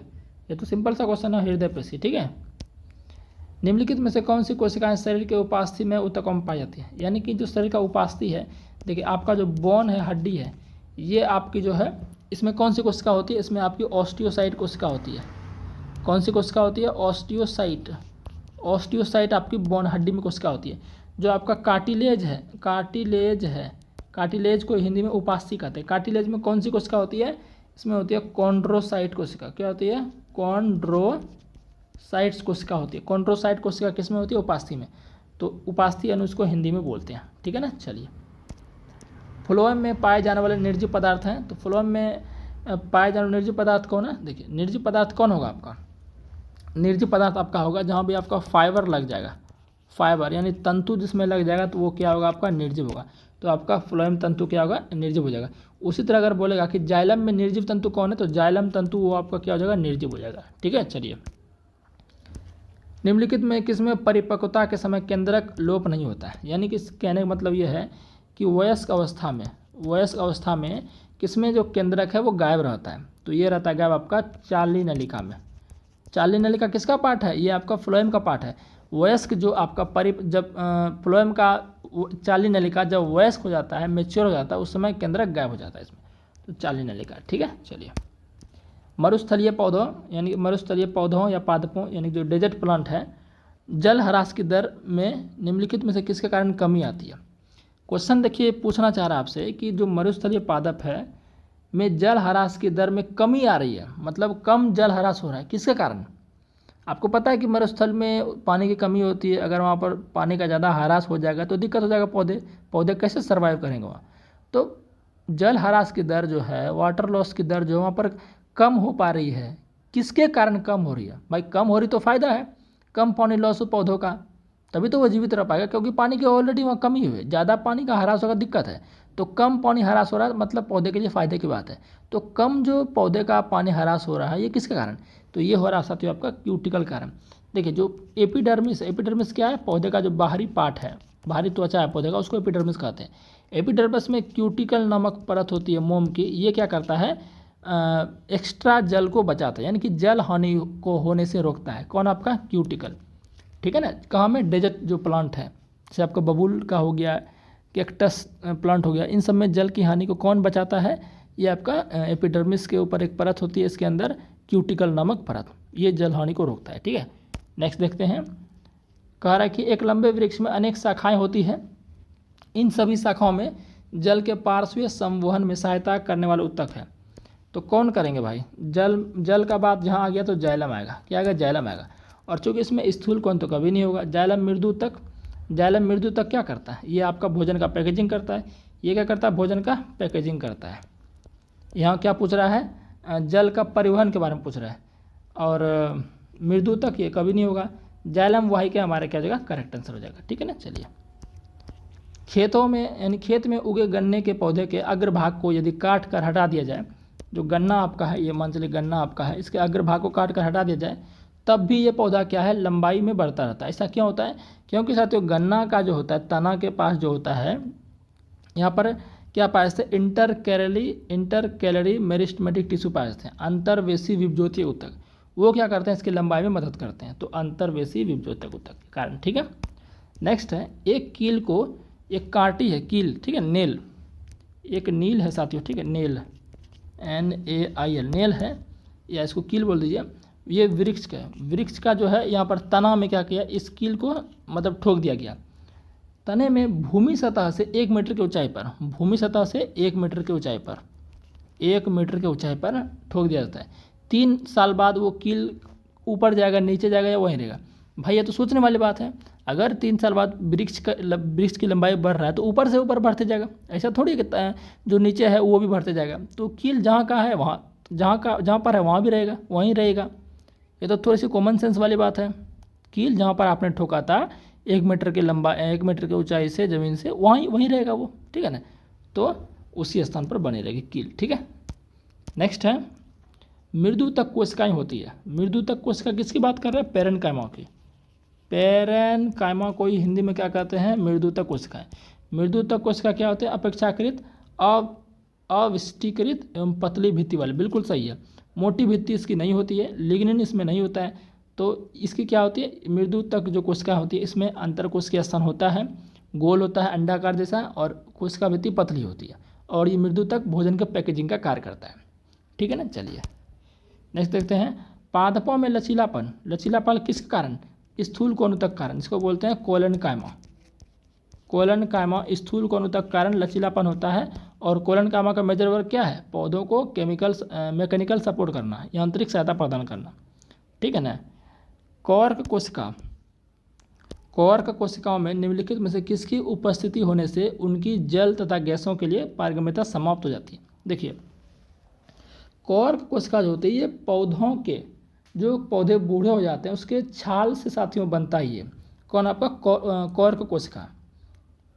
तो इसके बारे में पूछा जा रहा है कि कॉर्क कोशिका में निम्नलिखित में से किसकी उपस्थिति होने से, मतलब कॉर्क कोशिका में ऐसा क्या होता है जिसके इससे जल तथा गैसों की पारगम्यता समाप्त हो जाती है।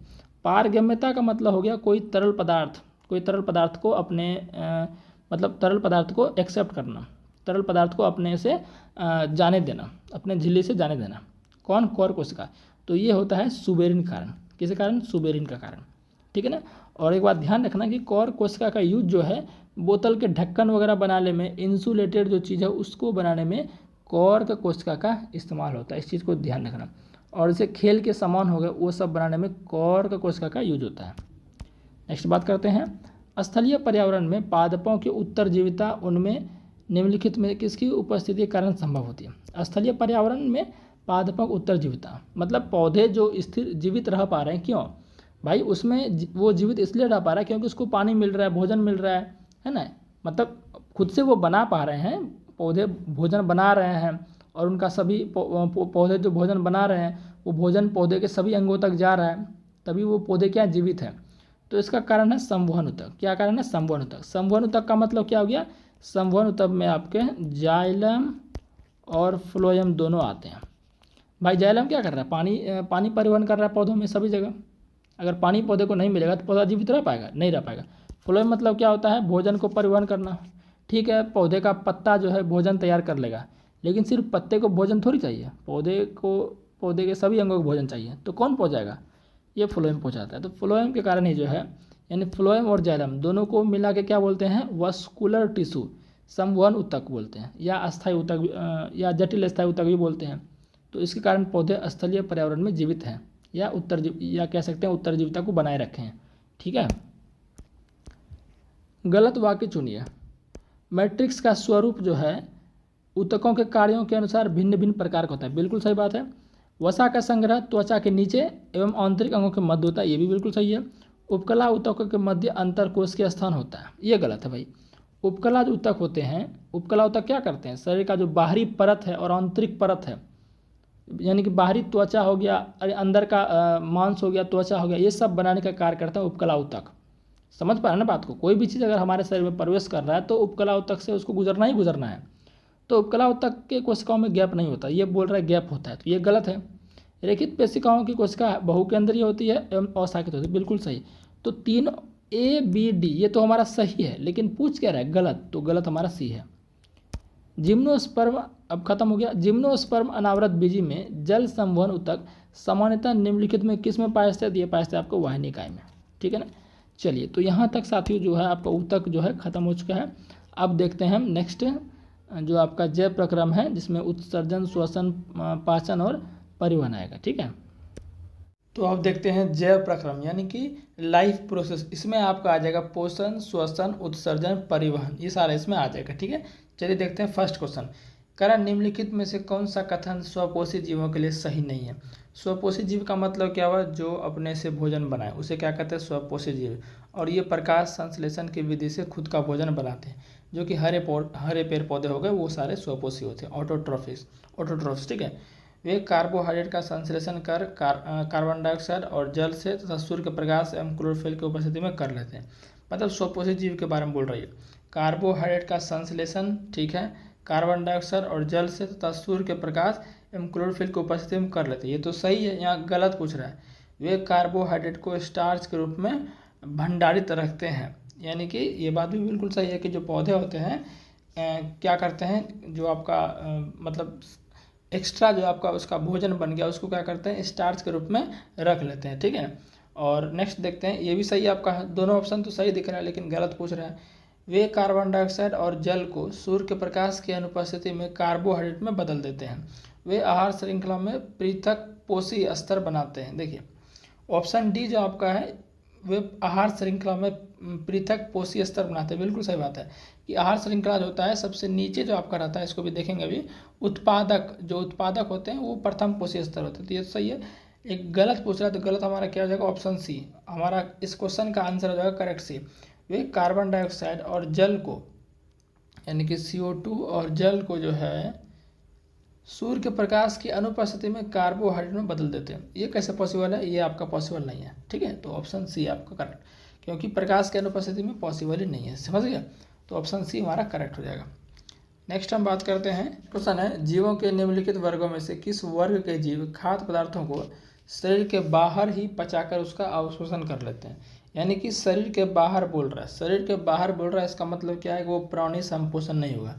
मैंने आपको पढ़ाया था कि प्राणी संपोषण का मतलब क्या होता है, जो शरीर के अंदर भोजन को क्या करते हैं, पूर्ण पाचन करते हैं, पचाते हैं, पूरा करते हैं, जिसमें से मनुष्य आता है, अमीबा आता है, पैरामीशियम आता है ना। तो यहाँ पर बोला जा रहा है कि शरीर के बाहर ही, तो शरीर के बाहर कौन को जाएगा, पहले देखिए कि पैरामीशियम, अमीबा, ये तो शरीर के अंदर करेंगे, ये तो होगा नहीं। अमरवेल, जू, फीताकृमि, आगे देखते हैं मशरूम, हरे पेड़ पौधे, अमीबा, जो आपके क्या बोलते हैं अमीबा भी इसमें आ गया तो ये भी नहीं होगा। ठीक है, यीस्ट हो गया, मशरूम हो गया, ब्रेड की फफूंद हो गया। तो साथियों जो बी आपका है, बी करेक्ट हो जाएगा कि यीस्ट, मशरूम, ब्रेड, ये सब जो आपके होते हैं, मतलब ये सब समझिए कि क्या होते हैं, ये मृत जीवी होते हैं। ये शरीर के बाहर ही क्या करते हैं, पचाकर उसका क्या करते हैं, अवशोषण मतलब अवशोषण कर लेते हैं। ठीक है, तो यीस्ट, मशरूम, ब्रेड की फफूंद आपका करेक्ट आंसर हो जाएगा। ठीक है, नेक्स्ट देखते हैं। नेक्स्ट आपका सही कथन चुनिए। विषमपोषी कह रहा है विषमपोषी प्राणी अपने भोजन का संश्लेषण स्वयं नहीं करते। विषमपोषी प्राणी क्या हो गए, जैसे कि हम लोग, मनुष्य हो गए, आपके जो कुत्ता बिल्ली जानवर हो गए, ये सब क्या होते हैं, विषमपोषी जीव होते हैं। तो ये सही बात है कि विषमपोषी प्राणी अपने भोजन का संश्लेषण स्वयं नहीं करते। तो ऑप्शन तो यही करेक्ट हमारा हो गया। ठीक है ना, हम लोग अपने से भोजन बनाते हैं क्या, हम लोग अपने से भोजन नहीं बनाते, हम लोग विषमपोषी हैं जो कि स्वपोषी पर डिपेंड रहते हैं। समझ गए, ये हमारा करेक्ट आंसर हो गया। मानव के आहार नाल के विभिन्न भागों का सही क्रम कौन सा है, सही क्रम कौन सा है, पहले तो सीधी बात है क्या आएगा, पहले साथियों आपका जो है, पहले आपका मुख आएगा। ठीक है, उसके बाद ये आपका ग्रास नली आएगा, ग्रास नली के बाद आपका क्या आएगा, ग्रास नली के बाद आपका आएगा आमाशय, आमाशय के बाद आपका क्या आएगा, छोटी आंत आएगा, और छोटी आंत के बाद आपका बड़ी आंत आएगा। तो मुख हो गया, मुख हो गया, ग्रसिका हो गया। देखिए ये तो मुख के बाद अमाशय, पेट नहीं आएगा, मुख के बाद ग्रसिका, ग्रसिका के बाद अमाशय, अमाशय के बाद बड़ी आंत नहीं आएगा, ये भी खत्म हो गया। मुख के बाद अमाशय नहीं आएगा, ये मुख के बाद ग्रसिका, ग्रसिका कोई भोजन नली बोलते हैं या ग्रास नली भी कभी कभी बोलते हैं, अमाशय, छोटी आंत, बड़ी आंत, ये हमारा करेक्ट आंसर हो जाएगा। आहार नाल का सही क्रम, एलिमेंट्री क्रम। और बोलेगा आहार नाल की लंबाई कितनी होती है, ध्यान रखिएगा 9 मीटर या 33 फीट। ठीक है ना, चलिए नेक्स्ट है, यदि लार में लार एमएलएच की कमी हो तो आखिर क्या होगा। मतलब कि आपको पता है कि मुंह में जो साथियों जीव होता है उसमें क्या होता है, लार होता है। लार में क्या पाया जाता है, एंजाइम पाए जाते हैं। तो अगर लार में एंजाइम, जो कौन सा एंजाइम, टाइलिन एंजाइम, तो टाइलिन एंजाइम नहीं होगा तो क्या होगा, स्टार्च। टाइलिन एंजाइम का काम क्या था, टाइलिन एंजाइम का काम था स्टार्च को माल्टोज में तोड़ना, स्टार्च को माल्टोज में तोड़ना। तो अगर टाइलिन एंजाइम नहीं रहेगा तो स्टार्च माल्टोज में नहीं टूटेगा, प्रभावित होगा। ठीक है ना, तो अगर कौन सा घटना प्रभावित होगा, सिंपल सी बात है, स्टार्च का शर्करा में विघटित होना। जो स्टार्च का शर्करा में विघटित होना था, ये प्रभावित हो जाएगा जब लार में एमाइलेज एंजाइम की कमी हो जाएगी। एमाइलेज एंजाइम को ही टैलिन एंजाइम कहते हैं, ठीक है। बाकी तो ऑप्शन सब ये सब नहीं होगा, है ना। चलिए, तो ऑप्शन हमारा बी करेक्ट हो जाएगा। अमाशय का स्तर निम्नलिखित में से एक की उपस्थिति के कारण सुरक्षित बना रहता है। देखिए, अमाशय में क्या होता है, HCl रहता है। अब HCl स्ट्रॉन्ग एसिड है, तो अगर अमाशय को HCl से सुरक्षा रखने के लिए कोई नहीं रहेगा तो अमाशय की परत जल जाएगी, क्योंकि HCl क्या है, हार्ड मतलब स्ट्रॉन्ग एसिड है। तो स्ट्रॉन्ग एसिड है, अमाशय को HCl से सुरक्षा कौन करता है, म्यूकस, जिसको सेलेस्मा कहते हैं, ठीक है। तो सेलेस्मा हमारा करेक्ट आंसर हो जाएगा। इसी कारण जो अमाशय का स्तर है वो सुरक्षित रहता है। आहार नाल का कौन सा भाग यकृत से पित्त रस प्राप्त करता है, यानी कि कौन प्राप्त करता है। देखिए, छोटी आंत जो है, संपूर्ण पाचन यही होता है। तो छोटी आंत में क्या होता है कि यकृत से पित्त रस का स्रावन जो है वो जाके कहाँ गिरेगा, डायरेक्ट छोटी आंत में। और अग्नाशय से अग्नाशय रस वो भी जाके कहाँ गिरेगा, छोटी आंत में। यानी कि छोटी आंत ही अग्नाशय से अग्नाशय रस प्राप्त करेगा और यकृत से पित्त रस प्राप्त करेगा। तो छोटी आंत हमारा करेक्ट हो जाएगा, ठीक है। चलिए, नेक्स्ट है, आयोडीन घोल की कुछ बूंदें चावल के पानी में डाली गई, चावल का पानी नीले काले रंग का हो गया। इससे पता चलता है कि चावल के पानी में क्या है, स्टार्च होता है। मैंने आपको बताया था कि स्टार्च के जांच के लिए आयोडीन टेस्ट किया जाता है। स्टार्च की टेस्ट के लिए क्या किया जाता है, आयोडीन टेस्ट किया जाता है, समझे। तो सिंपल सी बात है, क्या हो जाएगा, स्टार्च होगा, ठीक है ना। चलिए, आहार नाल के किस भाग में अंतिम रूप से पचता है, ये तो सभी को पता है, छोटे आंत में अंतिम रूप से भोजन का पाचन होता है। अग्नाशय रस का कार्य निम्नलिखित में से कौन सा है। देखिए, ट्रिप्सिन प्रोटीन को पचाता है, बिल्कुल सही बात है। और लाइपेज कार्बोहाइड्रेट को नहीं, लाइपेज कार्बोहाइड्रेट को नहीं, लाइपेज वसा को पचाता है। ट्रिप्सिन पाइसीभूत वसाओं को नहीं, ये इससे गलत हुई है। ट्रिप्सिन और लाइपेज दोनों वसा को पचाते हैं, गलत। ट्रिप्सिन प्रोटीन को पचाता है, सही है। और लाइपेज क्या करता है, पाइसीभूत वसा को पचाता है। तो ऑप्शन डी हमारा करेक्ट है, ठीक है। चलिए, मैंने सभी एंजाइम का काम आपको अच्छे से बताया हुआ ऑलरेडी। चूने के पानी से भरी प्रणाली में जब मुंह द्वारा फूका जाता है तब चूने का पानी किसकी मौजूदगी कारण दूधिया होता है, CO2। CO2 कारण जो है उसका जो आपका चूना का पानी है, चूना का पानी क्या होता है, CaOH का होल्ड है। ये क्या होता है, चूने का पानी। तो चूने के पानी में जब आप मुँह से फूकिएगा, है ना, तो कार्बन डाइऑक्साइड के कारण वो क्या हो जाएगा, दूधिया हो जाएगा, ठीक है ना। चलिए, नेक्स्ट देखते हैं, यीस्ट में अवायवीय अभिक्रियाओं का सही क्रम क्या है, यानी कि यहाँ पर श्वसन से संबंधित बातें दी गई है। देखिए, ग्लूकोज कोशिका द्रव में पायरुवेट में टूटेगा, ये बात सही है।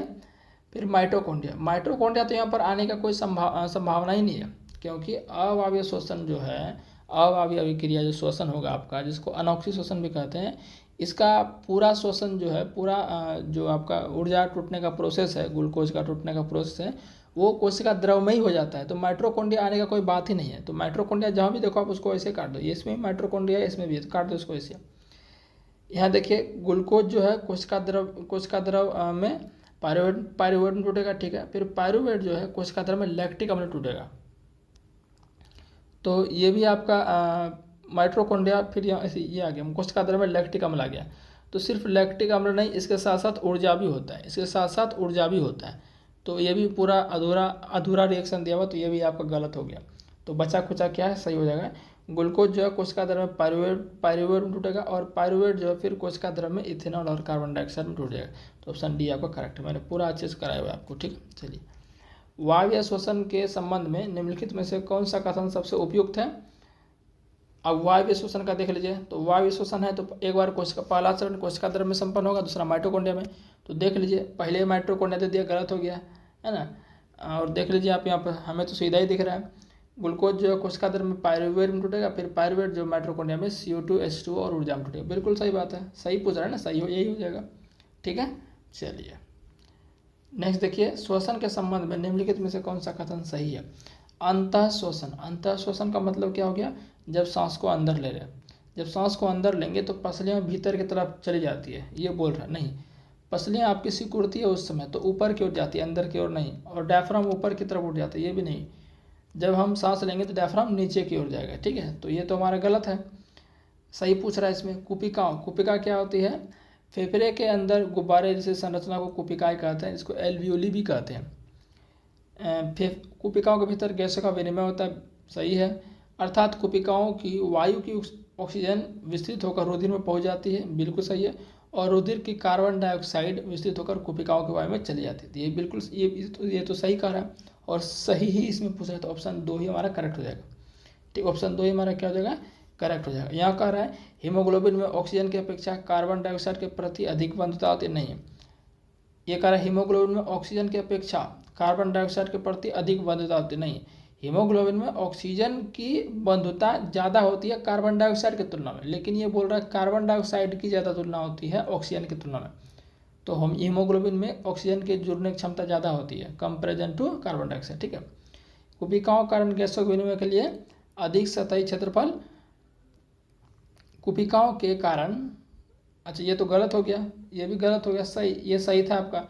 कुपिकाओं के कारण गैसों के विनिमय के लिए अधिक सतही क्षेत्रफल उपलब्ध हो जाता है, बिल्कुल बात है। जो कुपिकाएं हैं वो क्या करते हैं, फेफड़ों के अंदर सतही क्षेत्रफल का भी निर्माण करते हैं। तो option 2 and 4, option 2 and 4, option 2 and 4 हो जाएगा। ठीक है, चलिए नेक्स्ट देखिए, अंतः श्वसन के दौरान वायु प्रवाह का सही मार्ग क्या है। तो मतलब जब सांस ले रहे हैं तो कैसे वो ऑक्सीजन कैसे अंदर जा रहा है, किस कहाँ से प्रोसेस होकर वो अंदर जा रहा है। तो पहले तो आपका नासा द्वार हो जाएगा, उसके बाद कंठ, उसके बाद ग्रसनी, नहीं ग्रसनी पहले आएगा, यानी कि नासा द्वार के बाद ग्रसनी आएगा। आपको पता है ना ग्रसनी क्या होती है साथियों, ग्रसनी एक कॉमन भाग होता है पाचन तंत्र और श्वसन तंत्र का। तो नासा द्वार के बाद ग्रसनी आएगा, तो ऑप्शन ये हमारा गलत है। नासा मार्ग, नासा द्वार, उसका श्वास नली का ट्रेकिया है, ट्रेकिया तो बहुत बाद में आएगा, ये तो पहले दिखा रहा था, ये भी गलत है। इसमें कंठी पहले दिखा रहा है, गलत है। तो ऑप्शन डी हमारा करेक्ट हो जाएगा। नासा द्वार, जैसे हम सांस लेंगे तो पहले ऑक्सीजन नासा द्वार में जाएगा, जो आपका 2 छिद्र है ना नाक में, उसी को नासा द्वार कहते हैं। फिर ग्रसनी में, फिर कंठ में, फिर श्वास नली, फिर आपका कुपिका है। तो ऑप्शन डी हमारा करेक्ट है। श्वसन के दौरान गैसों का विनिमय कहाँ होता है, तो ये आपका होता है फेफड़ों की कुपिकाओं में होता है। ठीक है ना, ऑक्सीजन चला जाएगा, फिर कार्बन डाइऑक्साइड उधर से आ जाएगा, बताया था मैंने आपको। ठीक है, चलिए नेक्स्ट क्वेश्चन देखते हैं। आपका क्वेश्चन कह रहा है कि हृदय के बारे में निम्नलिखित में से कौन सा कथन सही है। हृदय के बारे में पूछ रहा है, बायां अलिंद और बायां नीले को देके आपको उसके बाद उसका काम पूछ लेगा, वही आपका क्या है ये सवाल है। ठीक है ना, देखते हैं। बायां अलिंद शरीर के विभिन्न भागों से ऑक्सीजनित रुधिर शरीर प्राप्त करता है, जबकि दायां अलिंद फेफड़ों में विऑक्सीजनित रुधिर प्राप्त करता है। ये आपका गलत है, मैंने आपको पूरा बताया हुआ है साथियों। ये हृदय का 4 पार्ट होता है, हृदय का 4 पार्ट होता है। ये आपका हो गया दायां अलिंद, ठीक है, और ये आपका हो गया दायां निलय, ये आपका हो गया बायां अलिंद, और ये आपका हो गया बायां निलय। मैंने आपको अच्छे से बताया हुआ। तो कह रहा बायां अलिंद शरीर के विभिन्न भागों से ऑक्सीजनित रुधिर प्राप्त करता है, शरीर के विभिन्न भागों से ऑक्सीजनित रुधिर प्राप्त करता है, जबकि दायां अलिंद फेफड़ों में विऑक्सीजनित रुधिर प्राप्त करता है। ये आपका क्या गलत है। ठीक है ना, बायां अलिंद जो है ऑक्सीजनित रुधिर इसमें आता है, लेकिन जो फेफड़ा शुद्ध करता है, फेफड़ा वाला शुद्ध रक्त इसमें आता है। ठीक है ना, फिर कहता है कि बायां निलय यानी कि ये बायां निलय है, ऑक्सीजनित रुधिर को शरीर के विभिन्न भागों में पंप कर देता है। बिल्कुल सही बात है कि शुद्ध रक्त जो फेफड़ा द्वारा इसके बायां अलिंद से बायां अलिंद में आ रहा है, वो किस में जाएगा, बायां निलय, इसमें जाएगा, बायां निलय में जाएगा। फिर बायां निलय पूरा जो शुद्ध रक्त आ रहा है उसको पंप कर देता है सभी जगह। ठीक है, तो यहाँ तक तो ठीक है, जो पंप कर देता है। जबकि दायां निलय ये आपका है विऑक्सीजनित रुधिर को फेफड़ों में पंप कर देता है। अब जो विऑक्सीजनित रुधिर जो एंटर करता है, यानी कि जो अशुद्ध रक्त है वो एंटर करता है दायां अलिंद से। दायां अलिंद के बाद किस में जाएगा, ये जाएगा आपका ट्राइक्यूस्पिड वाल्व के माध्यम से दायां निलय में। फिर दायां निलय उसको मतलब पंप कर देता है कहाँ, फेफड़ा के पास। तो ये बिल्कुल सही बात है। ठीक है ना, ये आपका गलत था। बायां अलिंद में से ऑक्सीजनित रुधिर दायां निलय में चला जाता है। ये बायां अलिंद है, बायां अलिंद से ये कह रहा है कि दायां निलय में चला जाएगा, तो ऐसा थोड़ी होगा, बायां अलिंद से बायां निलय में आएगा। तो ये भी आपका क्या है, गलत है। ठीक है, और 4 नंबर देखते हैं। दायां अलिंद शरीर के, दायां अलिंद कौन है, ये आपका दायां अलिंद है, शरीर के विभिन्न भागों से विऑक्सीजनित रुधिर प्राप्त करता है, जबकि बायां निलय ऑक्सीजनित रुधिर को शरीर के विभिन्न भागों में पंप करता है। तो बिल्कुल सही बात है कि दायां अलिंद विऑक्सीजनित रुधिर शरीर के सभी भागों से प्राप्त करेगा, यानी शुद्ध रक्त, और जो बायां निलय है वो क्या करता है, शुद्ध रक्त को पंप करता है। तो ऑप्शन 2 एंड 4, ऑप्शन 2 एंड 4 सही है। ठीक है, संकुचन के दौरान निम्नलिखित में से कौन सी संरचना हृदय के भीतर रुधिर को वापस विपरीत दिशा में बहने से रोकती है। तो ये आपका साथियों जो आपका जो क्या बोलते हैं कपाट होता है, कपाट जो होता है ना ट्राइक्यूस्पिड कपाट, वो क्या करता है कि जब हृदय संकुचन करता मतलब सिकुड़ता है उस समय हृदय के भीतर जो रुधिर है उसको वापस विपरीत दिशा में बहने से रोकती है। कौन? हृदय के भीतरी स्थित कपाट। ठीक है ना। चलिए नेक्स्ट देखते हैं एकल परिसंचरण। एकल परिसंचरण का मतलब क्या हुआ? देखिए हम लोग मनुष्य हैं तो हम लोग में दोहरी परिसंचरण होता है। एक शुद्ध रक्त बहाने के लिए अलग नली होती है और शुद्ध रक्त बहाने के लिए अलग अलग सिस्टम होता है। ठीक है ना। तो एकल परिसंचरण का मतलब होगा कोई एक ही होगा। तो एकल परिसंचरण अर्थात शरीर में से होकर एक चक्र के दौरान रुधिर का हृदय में से होकर केवल एक बार प्रवाहित होना निम्नलिखित में किन में पाया जाता है? तो ये पाया साथियों आपका हिप्पोकैम्पस, एक्सोसिटस, एनाबस, ये आपका इसमें इन सही में एकल परिसंचरण तंत्र पाया जाता है। ठीक है ना। चलिए निम्नलिखित कशेरुकी समूह में हृदय ऑक्सीजनित रुधिर को शरीर के विभिन्न भागों में पंप नहीं करता है। तो कौन जो है इसमें से मतलब जिसका हृदय जो होता है ऑक्सीजनित रुधिर को शरीर के विभिन्न भागों में पंप नहीं करता है? तो ये आपका साथी होता है जो मछलियाँ होती है, पिसीज वर्ग जो होते हैं, इसमें गिल्स ही ये काम कर लेता है ना, हृदय इसमें ये नहीं करता है। ठीक है ना। चलिए धमनियों का वर्णन करने के लिए सही कथन चुनिए। धमनी के बारे में पूछा है। देखिए इसकी भित्तियाँ मोटी होती है, धमनी की भित्तियाँ मोटी होती है, बिल्कुल सही है। प्रत्यास्थ होती है यानी लचीली होती है। इनमें रुधिर उच्च दाब के साथ बहता है, बिल्कुल सही है। ये विभिन्न अंगों से रुधिर एकत्रित कर वापस हृदय में पहुँचाती है। नहीं, ये वापस हृदय में आपका जो नहीं पहुँचाती है। तो ये आपका क्या है? ये आपका क्या है? गलत है। ठीक है ना। सही पूछ रहा है। इनकी भित्तियाँ पतली होती है, पतली तो होती ही नहीं है। इनकी भित्तियाँ मोटी एवं प्रत्यास्थ होती है, इनमें रुधिर कम दाब के साथ, ये गलत बात है।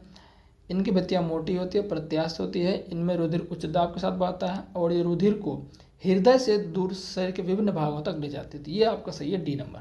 ठीक है ना। हृदय में क्या बहता है? हृदय में शुद्ध रक्त बहता है और आपका शिरा में क्या बहता है? अशुद्ध रक्त बहता है। लेकिन अगर बोल देगा फुफ्फुस धमनी, तो फुफ्फुस धमनी में तब काम उल्टा हो जाएगा। फुफ्फुस धमनी में अशुद्ध रक्त बहेगा और फुफ्फुस शिरा में शुद्ध रक्त बहेगा। ठीक है ना। वृक्कों की निस्यंदक इकाइयों क्या कहते हैं? निस्यंदक का मतलब क्या? फिल्ट्रेशन। तो आपको पता है कि किडनी को हिंदी में क्या कहते हैं? वृक्क कहते हैं। तो किडनी का कार्य क्या होता है कि जो ब्लड फिल्ट्रेशन का कार्य होता है, उसमें से ब्लड में जो यूरिया है उसको फिल्टर करना। ठीक है ना। तो ये किडनी करता है। बेसिकली किडनी का कौन सा पार्ट? तो नेफ्रॉन जो होता है, आपको पता है एक किडनी लगभग 10 लाख नेफ्रॉन से बनाती है। तो नेफ्रॉन ही क्या करती है? ये काम करती है फिल्ट्रेशन का। तो ये नेफ्रॉन करेक्ट हो जाएगा। ठीक है ना। प्रकाश संश्लेषण प्रक्रिया के दौरान उत्पन्न होने वाले ऑक्सीजन कहाँ से प्राप्त होती है? तो मैंने बहुत बार बताया है, जल से प्राप्त होती है। जैसे आपका CO2 है, H2 है ना। तो ये दोनों मिलकर क्या बनाती है? ये C6H12O6 ये पौधे का भोजन बनाती है, प्लस ऑक्सीजन गैस मुक्त होती है। कभी कभी जल भी इसमें मुक्त होगा, तो जल भी हम लिख देते हैं। ठीक है ना। तो ये जो ऑक्सीजन जो मुक्त हो रहा है ये किससे निकल रहा है? ये आपका जल से निकल रहा है। और जो आपका ग्लूकोज में जो ऑक्सीजन है ये आपका कार्बन डाइऑक्साइड से। ठीक है ना। चलिए ऊतकों से बाहर आने वाले रुधिर में किसकी मात्रा अपेक्षाकृत अधिक होती है? तो ये होती है कार्बन डाइऑक्साइड की। आपको पता है कि जब हम ऑक्सीजन अंदर लेते हैं 21%, लेकिन छोड़ते कितना है? लगभग 17%। और कार्बन डाइऑक्साइड 0.03% लेते हैं और छोड़ते हैं लगभग 4%। क्यों? ऑक्सीजन का यूज हो जाता है कार्बन डाइऑक्साइड को बनाने के लिए। आपको पता है ना श्वसन बलावी क्रिया। जैसे कि देखिए कि ये आपका ग्लूकोज है C6H12O6 है। इसमें जब ऑक्सीजन देते हैं तो क्या बनता है? ये बनता है आपका CO2 बनता है, H2O निकलता है और ऊर्जा बनता है। तो देख लीजिए CO2 यहाँ पर बन रहा है उल्टले, यानी कि समझिए कि CO2 अंदर में सभी कुछ कम बन रहा है, तो इसलिए CO2 ज़्यादा मात्रा में निकलेगी। जब छोड़ेंगे सांस तो कार्बन डाइऑक्साइड ज़्यादा मात्रा में होती है। ठीक है ना। निम्नलिखित में से कौन सा कथन सही नहीं है? जीव समय के साथ वृद्धि करते हैं, ये तो सही है। जीवों को अपने शरीर में होने वाले टूट फूट की मरम्मत करते रहना चाहिए तथा उसे अपनी संरचना को बनाए रखना चाहिए, ये भी सही है। कोशिका में अनमोघ गति नहीं होती। नहीं भाई, कोशिका में अनमोघ गति होती है, ये तो गलत बोल रहा है। तो गलत पूछ रहा है तो हमारा सी हो जाएगा। ऊर्जा जैव प्रक्रियाओं के लिए आवश्यक, ये भी सही है। गलत पूछ रहा है तो कोशिकाओं में अनमोघ गति नहीं होती है, ये गलत बोल रहा है। कोशिका में अनमोघ गति होती है। स्वपोषी में निश्चित रहने वाली आंतरिक ऊर्जा किस रूप में होती है? मतलब कह रहा है स्वपोषी मतलब पौधा जो है अपना भोजन किस रूप में जमा करता है? तो ये करता है स्टार्च के रूप में जमा करता है। क्या करता है? स्टार्च के रूप में जमा करता है। ठीक है। और पौधा भोजन बनाता किस रूप में? बनाता है ग्लूकोज के रूप में, और जमा करता है स्टार्च के रूप में। निम्नलिखित समीकरणों में से कौन सा समीकरण प्रकाश संश्लेषण प्रक्रिया का समीकरण माना जाता है? CO2 12H2O, C6H12O6 6O2, ये सब होगा नहीं। प्रकाश संश्लेषण के लिए सूर्य का प्रकाश और आपका क्लोरोफिल चाहिए, तो ये भी नहीं होगा क्योंकि इसमें क्लोरोफिल नहीं है। ये दोनों हो सकता है, इसमें सूर्य का प्रकाश और क्लोरोफिल भी है। तो कार्बन डाइऑक्साइड और जल मिलकर, क्लोरोफिल सूर्य का प्रकाश मिलकर क्या बनाएगा, ये बनाएगा आपका ग्लूकोज बना लिया, ऑक्सीजन बना लिया, जल बना लिया। तो ये आपका क्या है, सही है। यहाँ देखिए, यहाँ कार्बन डाइऑक्साइड दिया है, तो कार्बन डाइऑक्साइड थोड़ी बनता है, कार्बन डाइऑक्साइड यहाँ पर लिया जाता है और ये कह रहा है कार्बन डाइऑक्साइड बन भी रहा है, तो ये गलत है। सही पूछा है तो सही ऑप्शन सी हो जाएगा। उस घटना का चयन कीजिए जो प्रकाश संश्लेषण में नहीं होती है।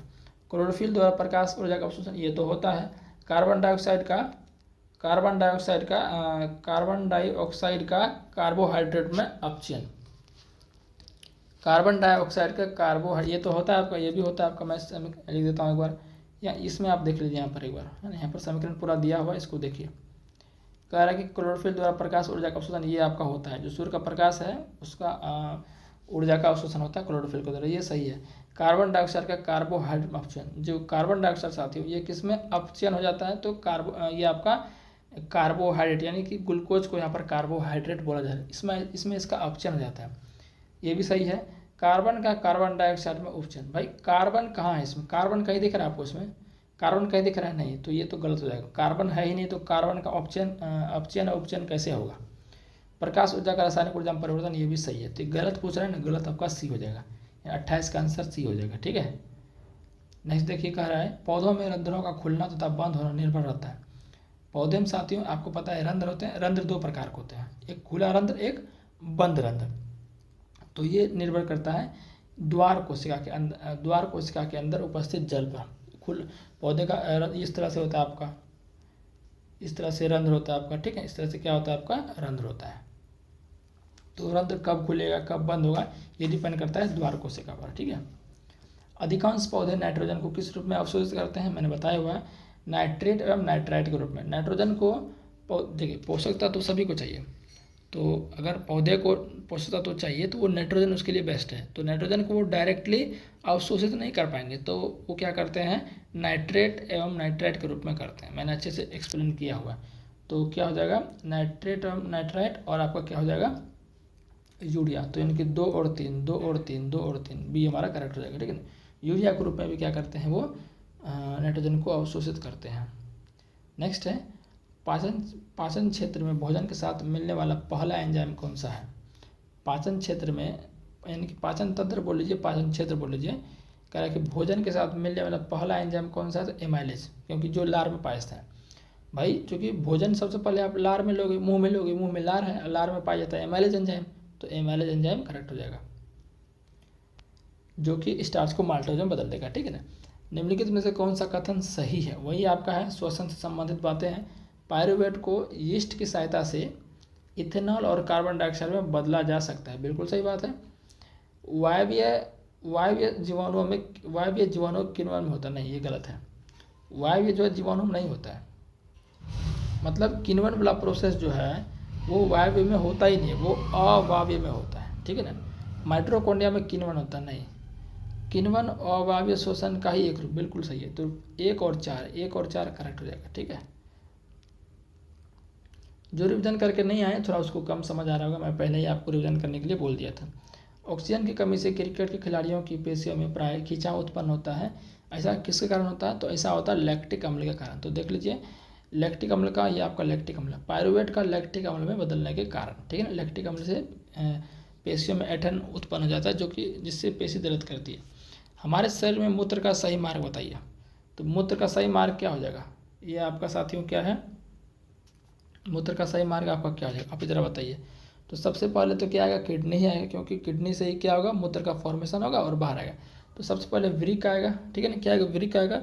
वृक्क के बाद जो है, वृक्क के बाद वो कहाँ जाएगा, वृक्क के बाद साथियों वो आपका सबसे लास्ट में क्या आएगा, ये ध्यान रखिए, सबसे लास्ट में आपका क्या होगा, मूत्र मार्ग, क्योंकि उसी से क्या होगा, उसी से आपका क्या होगा, मूत्र बाहर आएगा।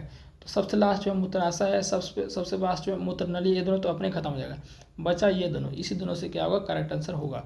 देखते हैं, वृक्क से साथियों जो है आपका है, वृक्क से साथियों जो है, वृक्क से आपको पता है कि जोड़े में क्या निकल रहती है, मूत्र वाहिनियाँ निकली हुई रहती है, जो कि जिससे क्या है, मूत्र कहाँ पर इकट्ठा होगा, मूत्राशय में, कहाँ इकट्ठा होगा, मूत्राशय में। तो ये तो इसमें सबसे पहले मूत्राशय दे दिया, तो ये भी आपका खत्म हो जाएगा। तो वृक्क से जो पेशाब बनेगा वो मूत्र नली के द्वारा मूत्राशय में जाएगा, और मूत्राशय से मूत्र मार्ग में मूत्र मार्ग से बाहर आएगा। तो ऑप्शन सी हमारा करेक्ट है। ठीक है, नेक्स्ट देखते हैं लास्ट क्वेश्चन आपका, मानवों के ऊतकों में ऑक्सीजन की कमी होने के कारण पायरुवेट अम्ल किस कोशिकाओं के भीतर लैक्टिक अम्ल में बदल जाता है। तो लैक्टिक अम्ल बदल रहा है, इसका मतलब क्या, अवायवीय शोषण हो रहा है, और अवायवीय शोषण कोशिका द्रव में ही संपन्न हो जाता है। तो कोशिका द्रव करेक्ट हो गया। तो ये आपका जैव प्रक्रम में जो पाचन शोषण उत्सर्जन परिवहन था, ये कंप्लीट हो गया। नेक्स्ट देखते हैं आप। तो अब हम देख लेते हैं जो आपका नियंत्रण एवं समन्वय है, उसको देखते हैं।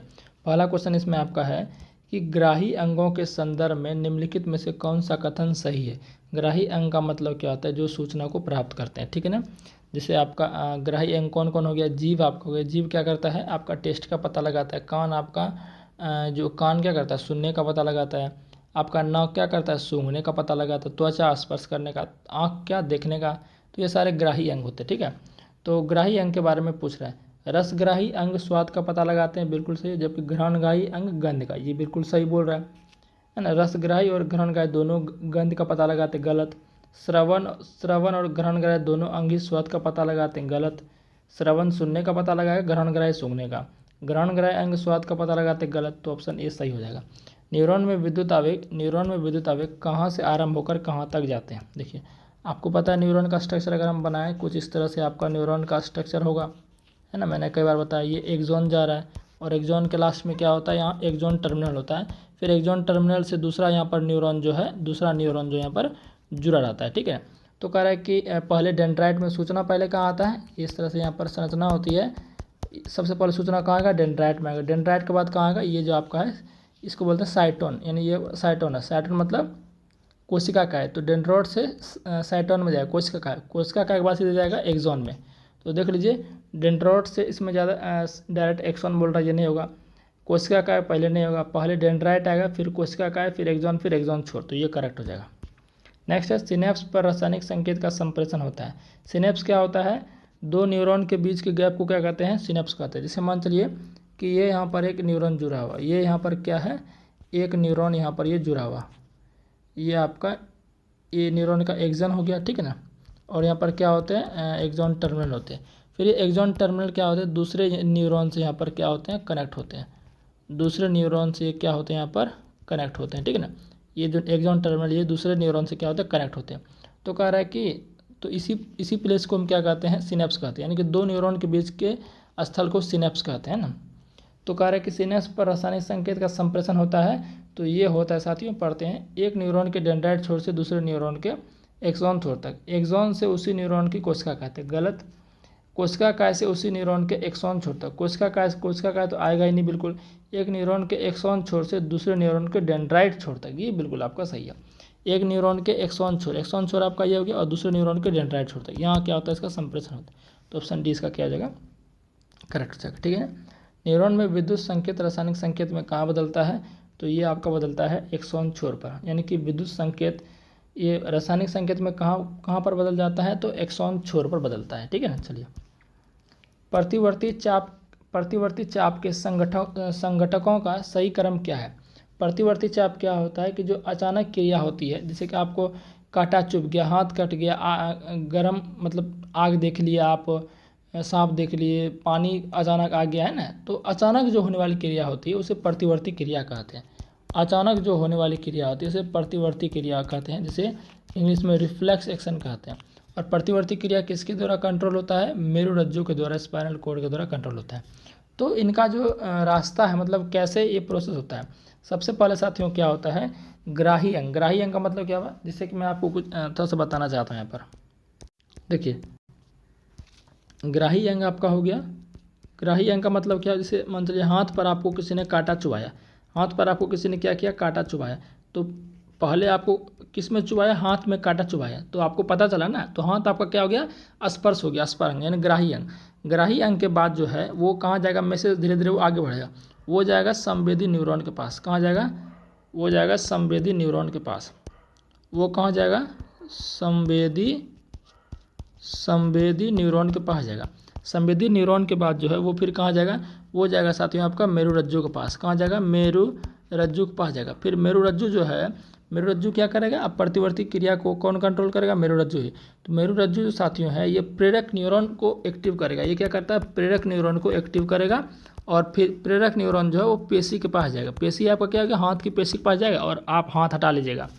मतलब मान चलिए आपको किसी ने हाथ में कांटा चुभाया, आपको पता चला, तो हाथ आप कब हटाएंगे, हाथ जो हटाने का प्रोसेस है इस तरह से होता है। पहले ग्राही अंग आपका हाथ हो गया, फिर संवेदी न्यूरॉन एक्टिव होगा, उससे मेरुरज्जु एक्टिव होगा, फिर मेरुरज्जु प्रेरक न्यूरॉन को एक्टिव करेगा और प्रेरक न्यूरॉन के माध्यम से पेशी आप हाथ को हटा लीजिएगा, तो हमारा डी हो जाएगा। समझ गए ना।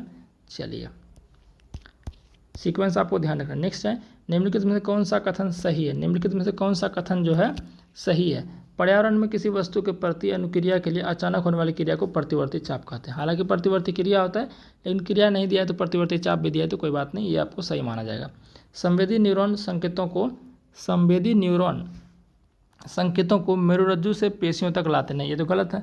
अभी हमने देखा कि संवेदी न्यूरॉन जो है वो क्या करते हैं, वो आपका पेशियों तक जाते हैं। संवेदी न्यूरॉन संकेतों को मेरुरज्जु तक नहीं, ये गलत हो जाएगा। प्रेरक न्यूरॉन संकेतों को ग्राही अंग से मेरुरज्जु तक लाते, ये बिल्कुल सही है। किसी ग्राही अंग से आरंभ होकर संकेत एक पेशी अथवा एक ग्रंथि तक जिस मार्ग से संप्रेषित होते हैं उसे प्रतिवर्ती चाप कहते हैं, तो ये भी सही है। तो हमारा पूछ क्या रहा है, तो हमारा कह रहा है कौन सा सही है, तो सही कौन सा हो जाएगा, ऑप्शन 2 तो आपका गलत है। प्रेरक न्यूरॉन संकेतों को ग्राही अंग से मेरुरज्जु तक ले जाते हैं, ये भी आप सॉरी ये आपका गलत है ना, वही मैं सोच रहा हूँ, ये भी गलत है आपका, ये आपका गलत है। ये प्रेरक न्यूरॉन बदले यहाँ पर संवेदी न्यूरॉन होगा। क्या होगा, संवेदी न्यूरॉन क्या करते हैं, ग्राही अंगों से मैसेज को मेरुरज्जु तक पहुँचाते हैं, तो ध्यान रखिएगा। तो ऑप्शन 3 भी गलत है, मैं थोड़ा सा गलती बोल दिया, ध्यान रखिएगा। संवेदी न्यूरॉन क्या करते हैं, ग्राही अंगों से मैसेज को मेरुरज्जु तक पहुँचाते हैं। तो सही हमारा कौन हो जाएगा, 1 और 4। ठीक है, चलिए नेक्स्ट है, मस्तिष्क के बारे में निम्नलिखित में से कौन सा कथन सही है। मस्तिष्क का सोचने वाला प्रमुख भाग पश्च मस्तिष्क नहीं, गलत है। सुनने, सूंघने, स्मरण शक्ति, देखने आदि के केंद्र अग्र मस्तिष्क में होते हैं, बिल्कुल सही है। लार, श्रवण, स्वाद, वमन, रुधिर दाब जैसी अनैच्छिक क्रियाओं का नियंत्रक पश्चिम मस्तिष्क में इस मेडुला द्वारा होता है, बिल्कुल सही है। अनुमस्तिष्क शरीर की भंगिका और संतुलन का नियंत्रण नहीं करता है, ये भी गलत है। संतुलन करता है लेकिन ये बोला नहीं करता है, तो ऑप्शन कौन से 2 और 3 करेक्ट हो जाएगा। शरीर की भंगिका और संतुलन का नियंत्रण होता है, अभी जस्ट पढ़े हैं, कौन करेगा, ये करेगा आपका अनुमस्तिष्क करेगा। कौन करेगा, अनुमस्तिष्क करेगा। नेक्स्ट देखते हैं, मेरुरज्जु निकलती है, तो मेरुरज्जु निकलती साथियों पश्चिम मस्तिष्क के, मेरुरज्जु निकलती है पश्चिम मस्तिष्क के मेडुला से। ठीक है, प्ररोह का प्रकाश की तरफ वृद्धि करना क्या कहलाता है, प्रकाशानुवर्तन कहलाती है। तो बहुत इजी है, मैंने आपको अच्छे से कराया हुआ है। पौधों में एब्सिसिक अम्ल का प्रमुख कार्य क्या है। अच्छा 1 मिनट, मैं थोड़ा इसको एक्सप्लेन करता हूँ एक बार, है ना। ये शायद हमने उसको उसमें नहीं दिया था, ये जो आपका प्लांट वाला था उसको नहीं दिया था। देखिए ये पौधा है, ठीक है ना, पौधा है। प्ररोह का मतलब क्या हुआ कि पौधा का जो तना वाला पार्ट है, देखिए पौधा का 2 पार्ट, एक पार्ट है जो कि जड़ है, जड़ जमीन के अंदर है, और जो जड़ जमीन के ऊपर जो है उसको प्ररोह बोलते हैं। जो पौधा जमीन के ऊपर कौन सा है, उसका तना होगा, पत्ता होगा, तो उसको प्ररोह बोलते हैं। क्या बोलते हैं, प्ररोह बोलते हैं। और यहाँ पर मान चलिए कि ये सूर्य है, ये क्या है, सूर्य है। तो पौधे का प्ररोह जो अगर सूर्य की तरफ गति कर रहा है, यानी प्रकाश की तरफ गति कर रहा है, कोई भी प्रकाश यहाँ पर हो सकता है, प्रकाश की तरफ गति कर रहा है तो उसको बोलेंगे प्रकाशानुवर्तन। अगर रसायन की तरफ, किसी विशेष रसायन की तरफ गति कर रहा है तो रसायनानुवर्तन। मैं इसको एक बार डाल दूंगा, ठीक है ना। पौधे में एब्सिसिक अम्ल का मुख्य कार्य क्या है, ये देखिए पौधे से संबंधित मैंने उसको नहीं कराया तो उसके लिए मैं आपको करा दूंगा, ठीक है ना। एब्सिसिक अम्ल जो होता है ये क्या करता है, पौधे की गति को रोकता है।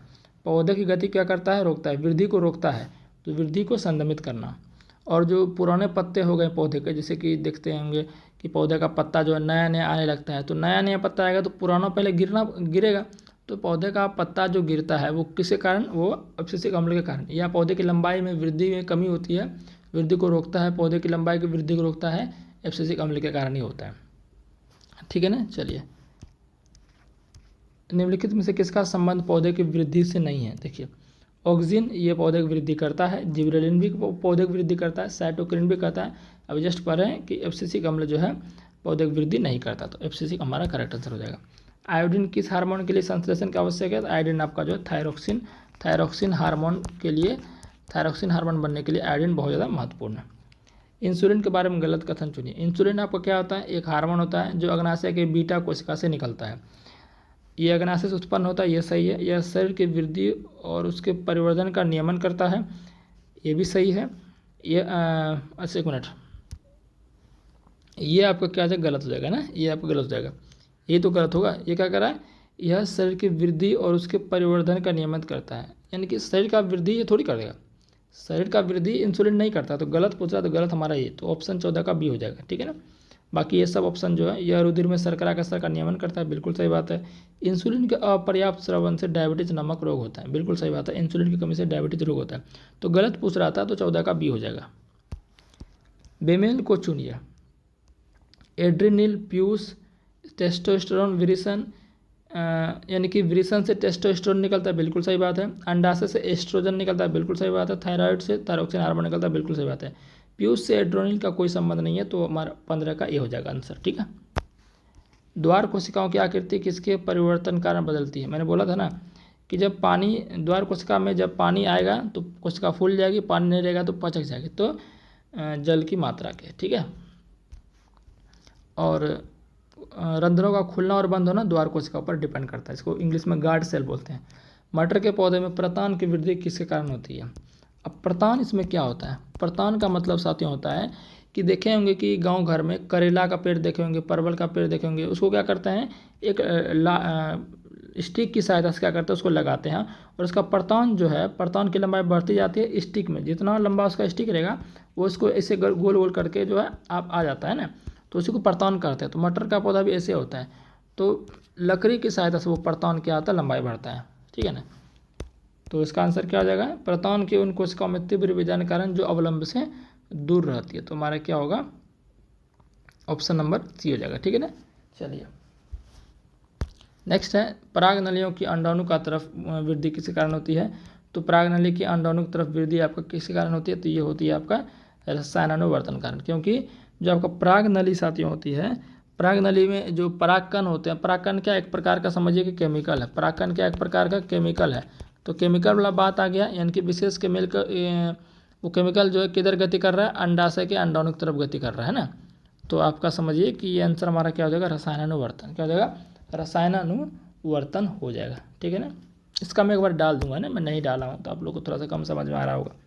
सूर्य के मार्ग के अनुसार सूरज की गति किसके कारण होती है? तो सिंपल सी बात है, ये आपका क्या होगा, सूर्य के मार्ग के अनुसार सूरज की गति किसके कारण होती है? तो ये आपकी होती है प्रकाशानुवर्तन के कारण, ठीक है। पौधे पर से परिपक्व पत्तियों और फूल का झरना किस पदार्थ के कारण होता है? अभी जस्ट बताए थे, एब्सिसिक अम्ल के कारण। 21 नंबर आपका है, तंत्रिका आवेग के संप्रेषण के संदर्भ में निम्नलिखित कथनों में से कौन सा कथन सही है?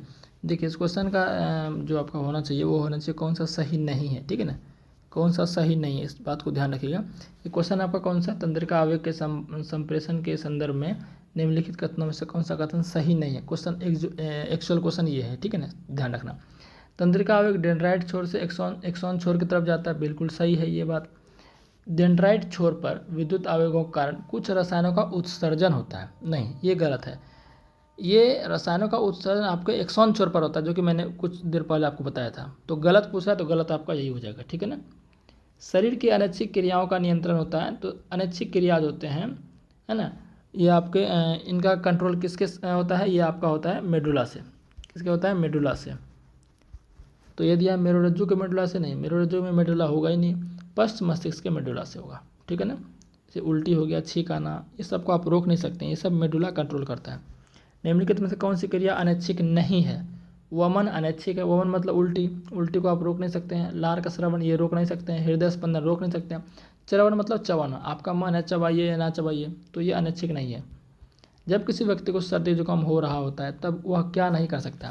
सीधी सी बात है कि जब सर्दी जुकाम आपका होगा तो म्यूकस ज़्यादा निकलेगा। जब म्यूकस ज़्यादा निकलेगा यानी कि नाक से जो म्यूकस है पानी वो ज़्यादा निकलेगा, जिसके कारण आप सूंघ नहीं पाइएगा, स्मेल का पता नहीं लगा पाइएगा। तो सिंपल सी बात है, इसका आंसर क्या हो जाएगा?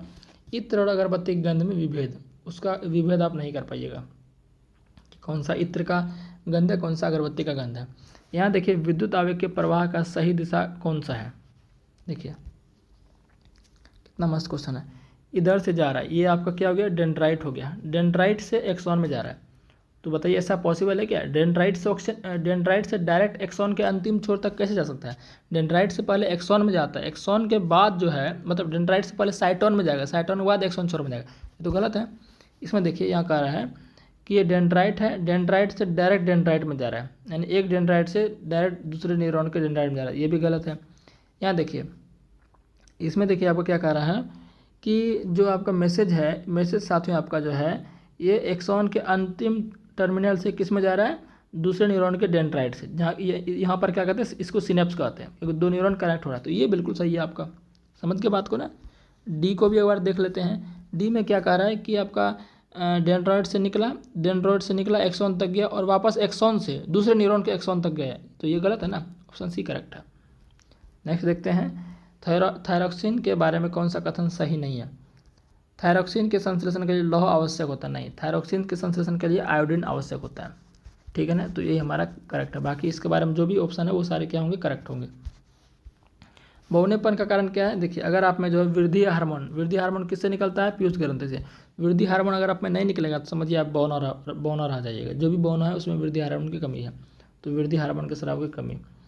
यौनारंभ का मतलब क्या होता है? जब शरीर में आवाज़ भारी निकलना, दाढ़ी मूछें आना, है ना, ये सब क्या होता है? पोवर्टी, यानी जो यौनारंभ के लक्षण है। तो यौनारंभ से संबंधित शरीर के लक्षणों में महत्वपूर्ण परिवर्तन मुख्यतः किसके कारण आता है? तो पुरुषों में परिवर्तन आएगा टेस्टोस्टेरोन के कारण, महिलाओं में परिवर्तन आएगा आपका, महिलाओं में आएगा एस्ट्रोजन के कारण। तो ऑप्शन सी हो जाएगा, ठीक है ना। ज़्यादा हमें नहीं देखना है, समय बर्बाद नहीं करना ज़्यादा, ठीक है ना। एक चिकित्सक ने किसी व्यक्ति को इंसुलिन इंजेक्शन लेने की सलाह दी, क्योंकि देखिए इंसुलिन क्या करता है? इंसुलिन क्या करता है मेरे भाई कि क्या करता है कि जो ग्लूकोज का स्तर, यानी कि शर्करा का लेवल जो है, अगर आप में शरीर में शर्करा का स्तर बढ़ गया, उसके स्तर को कम करता है इंसुलिन। तो इंसुलिन निकलता कहाँ से? अग्नाशय से। तो अगर आपके अग्नाशय से इंसुलिन निकलना बंद हो जाएगा तो आपको डायबिटीज हो सकता है, यानी कि आपके शर्करा का स्तर बढ़ रहा है ना, तो इंसुलिन नहीं निकल रहा है तो दिक्कत है आपको, इसलिए इंसुलिन इंजेक्शन लेना पड़ता है, क्योंकि उसका शर्करा का लेवल बढ़ गया। ऑप्शन डी करेक्ट है, ठीक है। पुरुषों में जनन क्षमता वृद्धि करने वाला हार्मोन कौन सा है? तो काफ़ी ईजी है, टेस्टोस्टेरोन है। निम्नलिखित में से कौन सी अंतःस्राव ग्रंथि अयुग्मित है? अयुग्मित का मतलब जो कि पेयर में नहीं है, जोड़े में नहीं है। देखिए, एड्रिनल जो कि दोनों किडनी पर होती है, ये जोड़ा में है। वृषण 2 वृषण होता है, ये जोड़ा में है। पिट्यूटरी आपका सिंगल होता है, तो ऑप्शन सी हमारा करेक्ट हो जाएगा। अंडाशय भी 2 होता है, तो जोड़ा में होता है।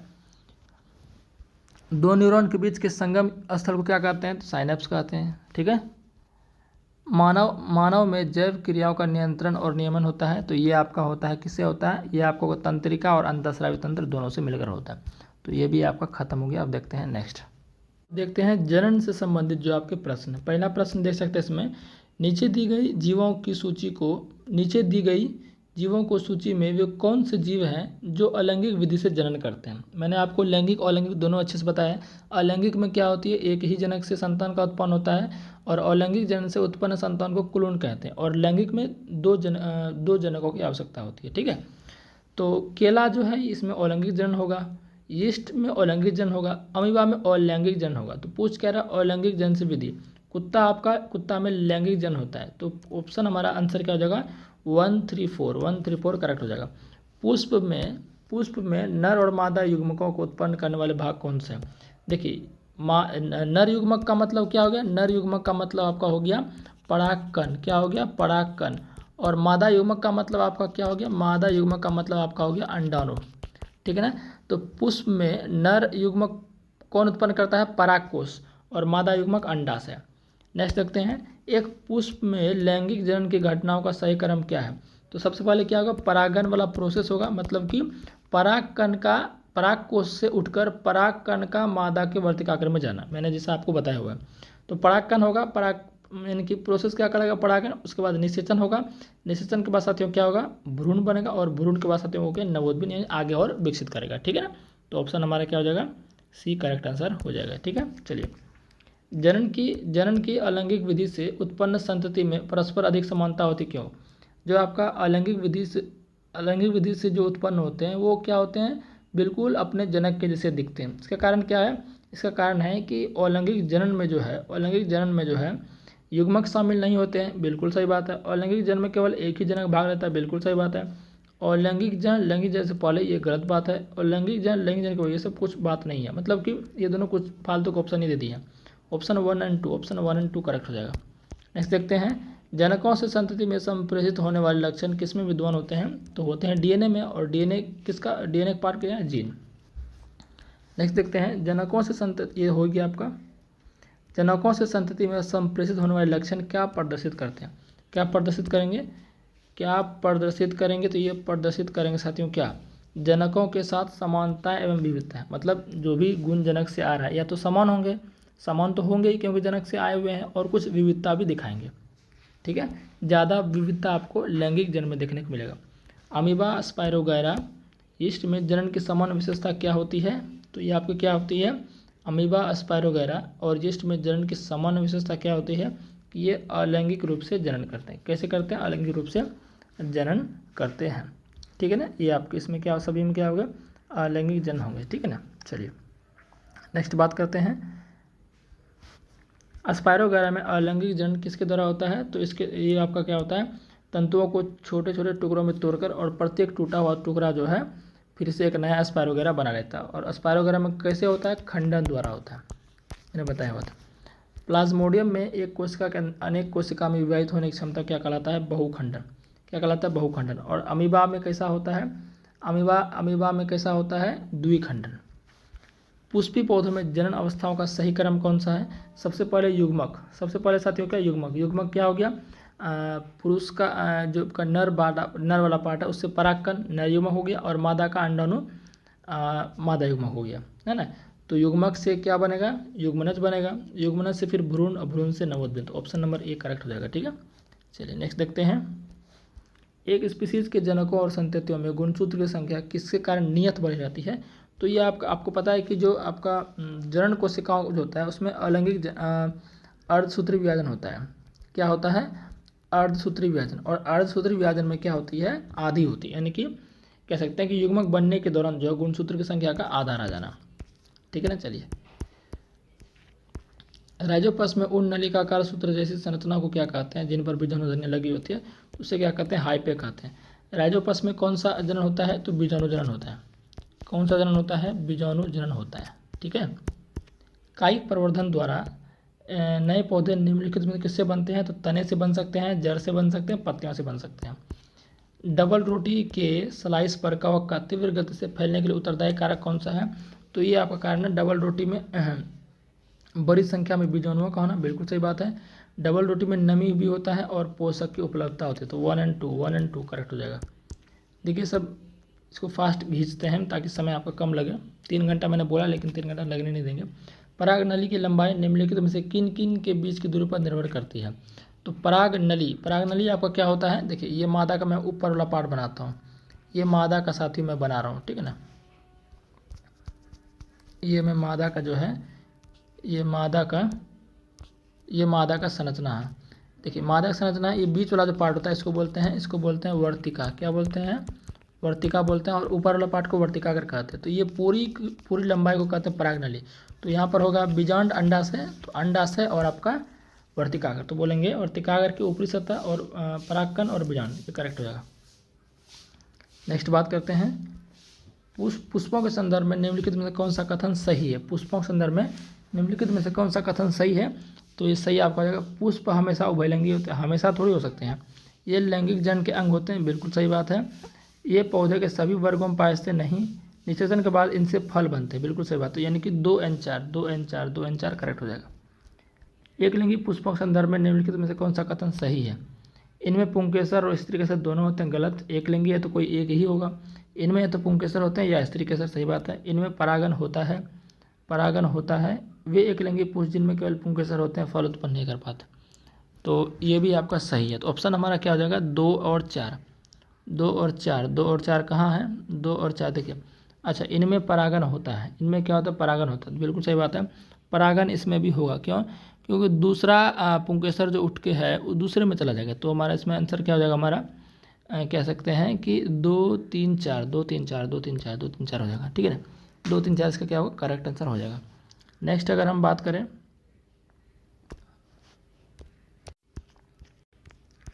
पुष्पी पौधों के संदर्भ में लैंगिक जनन के बारे में कौन सा कथन सही है?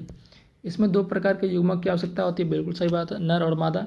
निषेचन एक अनिवार्य घटना होती है, बिल्कुल सही बात है। इसके फलस्वरूप हमेशा ही युग्मनज बनता है, बिल्कुल सही बात है। इनसे बनने वाले संतति क्लोन होती है, नहीं, क्लोन आपका अलैंगिक जनन से बनने वाले संतति होती है। तो 1 2 3 क्या सही है? 1 2 3 1 2 3 सही है। नेक्स्ट बात करते हैं चित्र। देखिए चित्र वाला प्रश्न है, चित्र 8.1 में ए बी सी किस क्रम में होते हैं? देखिए ए जो है इसको बोलते हैं प्रांकुर बोलते हैं, ठीक है ना, प्रांकुर। तो प्रांकुर यहाँ आपका हो गया, प्रांकुर हो गया। और जो आपका बीज वाला दिख रहा है इसको बोलते हैं बी से बीज पत्र, और ऊपर वाला दिख रहा है उसको कहते हैं मूलांकुर। प्रांकुर साथियों जब बीज लगाया जाता है तो अंकुरित वाला जो भाग होता है उसको प्रांकुर बोलते हैं। तो ऑप्शन नंबर बी करेक्ट हो जाएगा हमारा, ठीक है ना। सॉरी बी कह रहा हूँ मैं, बी कह रहा हूँ, सी होगा, ठीक है ना। प्रांकुर, बीज पत्र और लास्ट वाला सी हमारा क्या है? मूलांकुर है, ठीक है ना। लैंगिक जनन के फलस्वरूप उत्पन्न संतति में अधिक विविधता पाई जाती है, क्योंकि साथियों लैंगिक जनन एक अधिक समय के लिए चलने वाली प्रक्रिया है, ये जरूरत नहीं है। आनुवंशिक पदार्थ एक ही स्पेसीज के 2 जनकों से आता है, आनुवंशिक पदार्थ 2 भिन्न स्पेसीज के 2 जनकों से आता है, आनुवंशिक पदार्थ अनेक जनकों से आता है। देखिए लैंगिक जनन में कह रहा है कि विविधता क्यों होती है? आनुवंशिक पदार्थ एक ही स्पीसीज के 2 जनकों से आती है, बिल्कुल सही बात है। अब चूंकि दोनों मनुष्य ही हैं, दोनों मनुष्य जाति के हैं और 2 जनक है इसमें, तो ऑप्शन हमारा क्या हो जाएगा? दोनों हमारा क्या हो जाएगा, यानी कि ऑप्शन बी हमारा क्या हो जाएगा? करेक्ट हो जाएगा, ठीक है ना। जीवधारियों के लिए जनन करना अनिवार्य क्यों है? ये तो आप लोग खुद बता सकते हैं, पीढ़ी दर पीढ़ी स्पीसीज की निरंतरता को बनाए रखने के लिए। किशोरावस्था के दौरान मानव शरीर में अनेक परिवर्तन होते हैं, उस परिवर्तन पर चिन्ह लगाएं जिसका संबंध लड़कों में लैंगिक परिपक्वता से है। तो आवाज़ का भारी होना ये लड़कों में क्या है? लैंगिक परिपक्वता का उदाहरण है।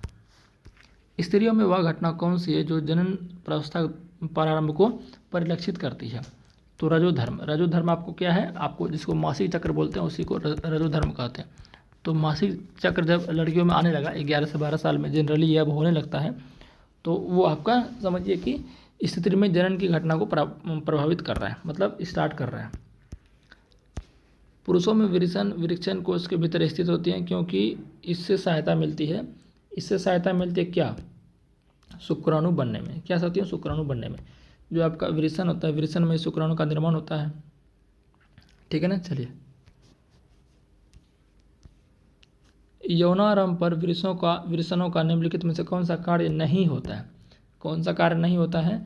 अपरा का विकास नहीं होगा, एस्ट्रोजन का स्राव नहीं होगा, बाकी जनन कोष का निर्माण होगा, टेस्टोस्टेरोन का स्राव होगा। 1 और 2 करेक्ट हो जाएगा।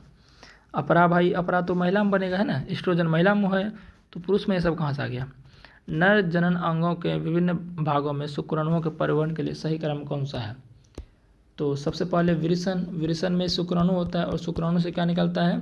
शुक्राणु से मतलब विरसन से क्या निकलेगा? शुक्राणु शुक्रवाहक नलियों में गति करता है, फिर वो मूत्र मार्ग। तो हमारा ऑप्शन 1 करेक्ट हो जाएगा, ठीक है। चलिए, निम्नलिखित में से कौन सा रोग यौन संचालित रोग नहीं है? यौन संचालित का मतलब क्या है? ट्रांसमिटेड सेक्सुअली डिजीज, TSD, है ना। तो आपका सिफिलिस ये भी है, हेपेटाइटिस नहीं है। हेपेटाइटिस आपका जो है ये आपका क्या बोलते हैं, क्या बोल रहा हूँ मैं, यौन संचालित रोग नहीं है, यौन संबंध से नहीं फैलता है हेपेटाइटिस, ठीक है ना। तो हमारा क्या हो जाएगा? ऑप्शन बी हो जाएगा। तो इस तरह से हमने जनन का भी साथियों क्या है देख लिया।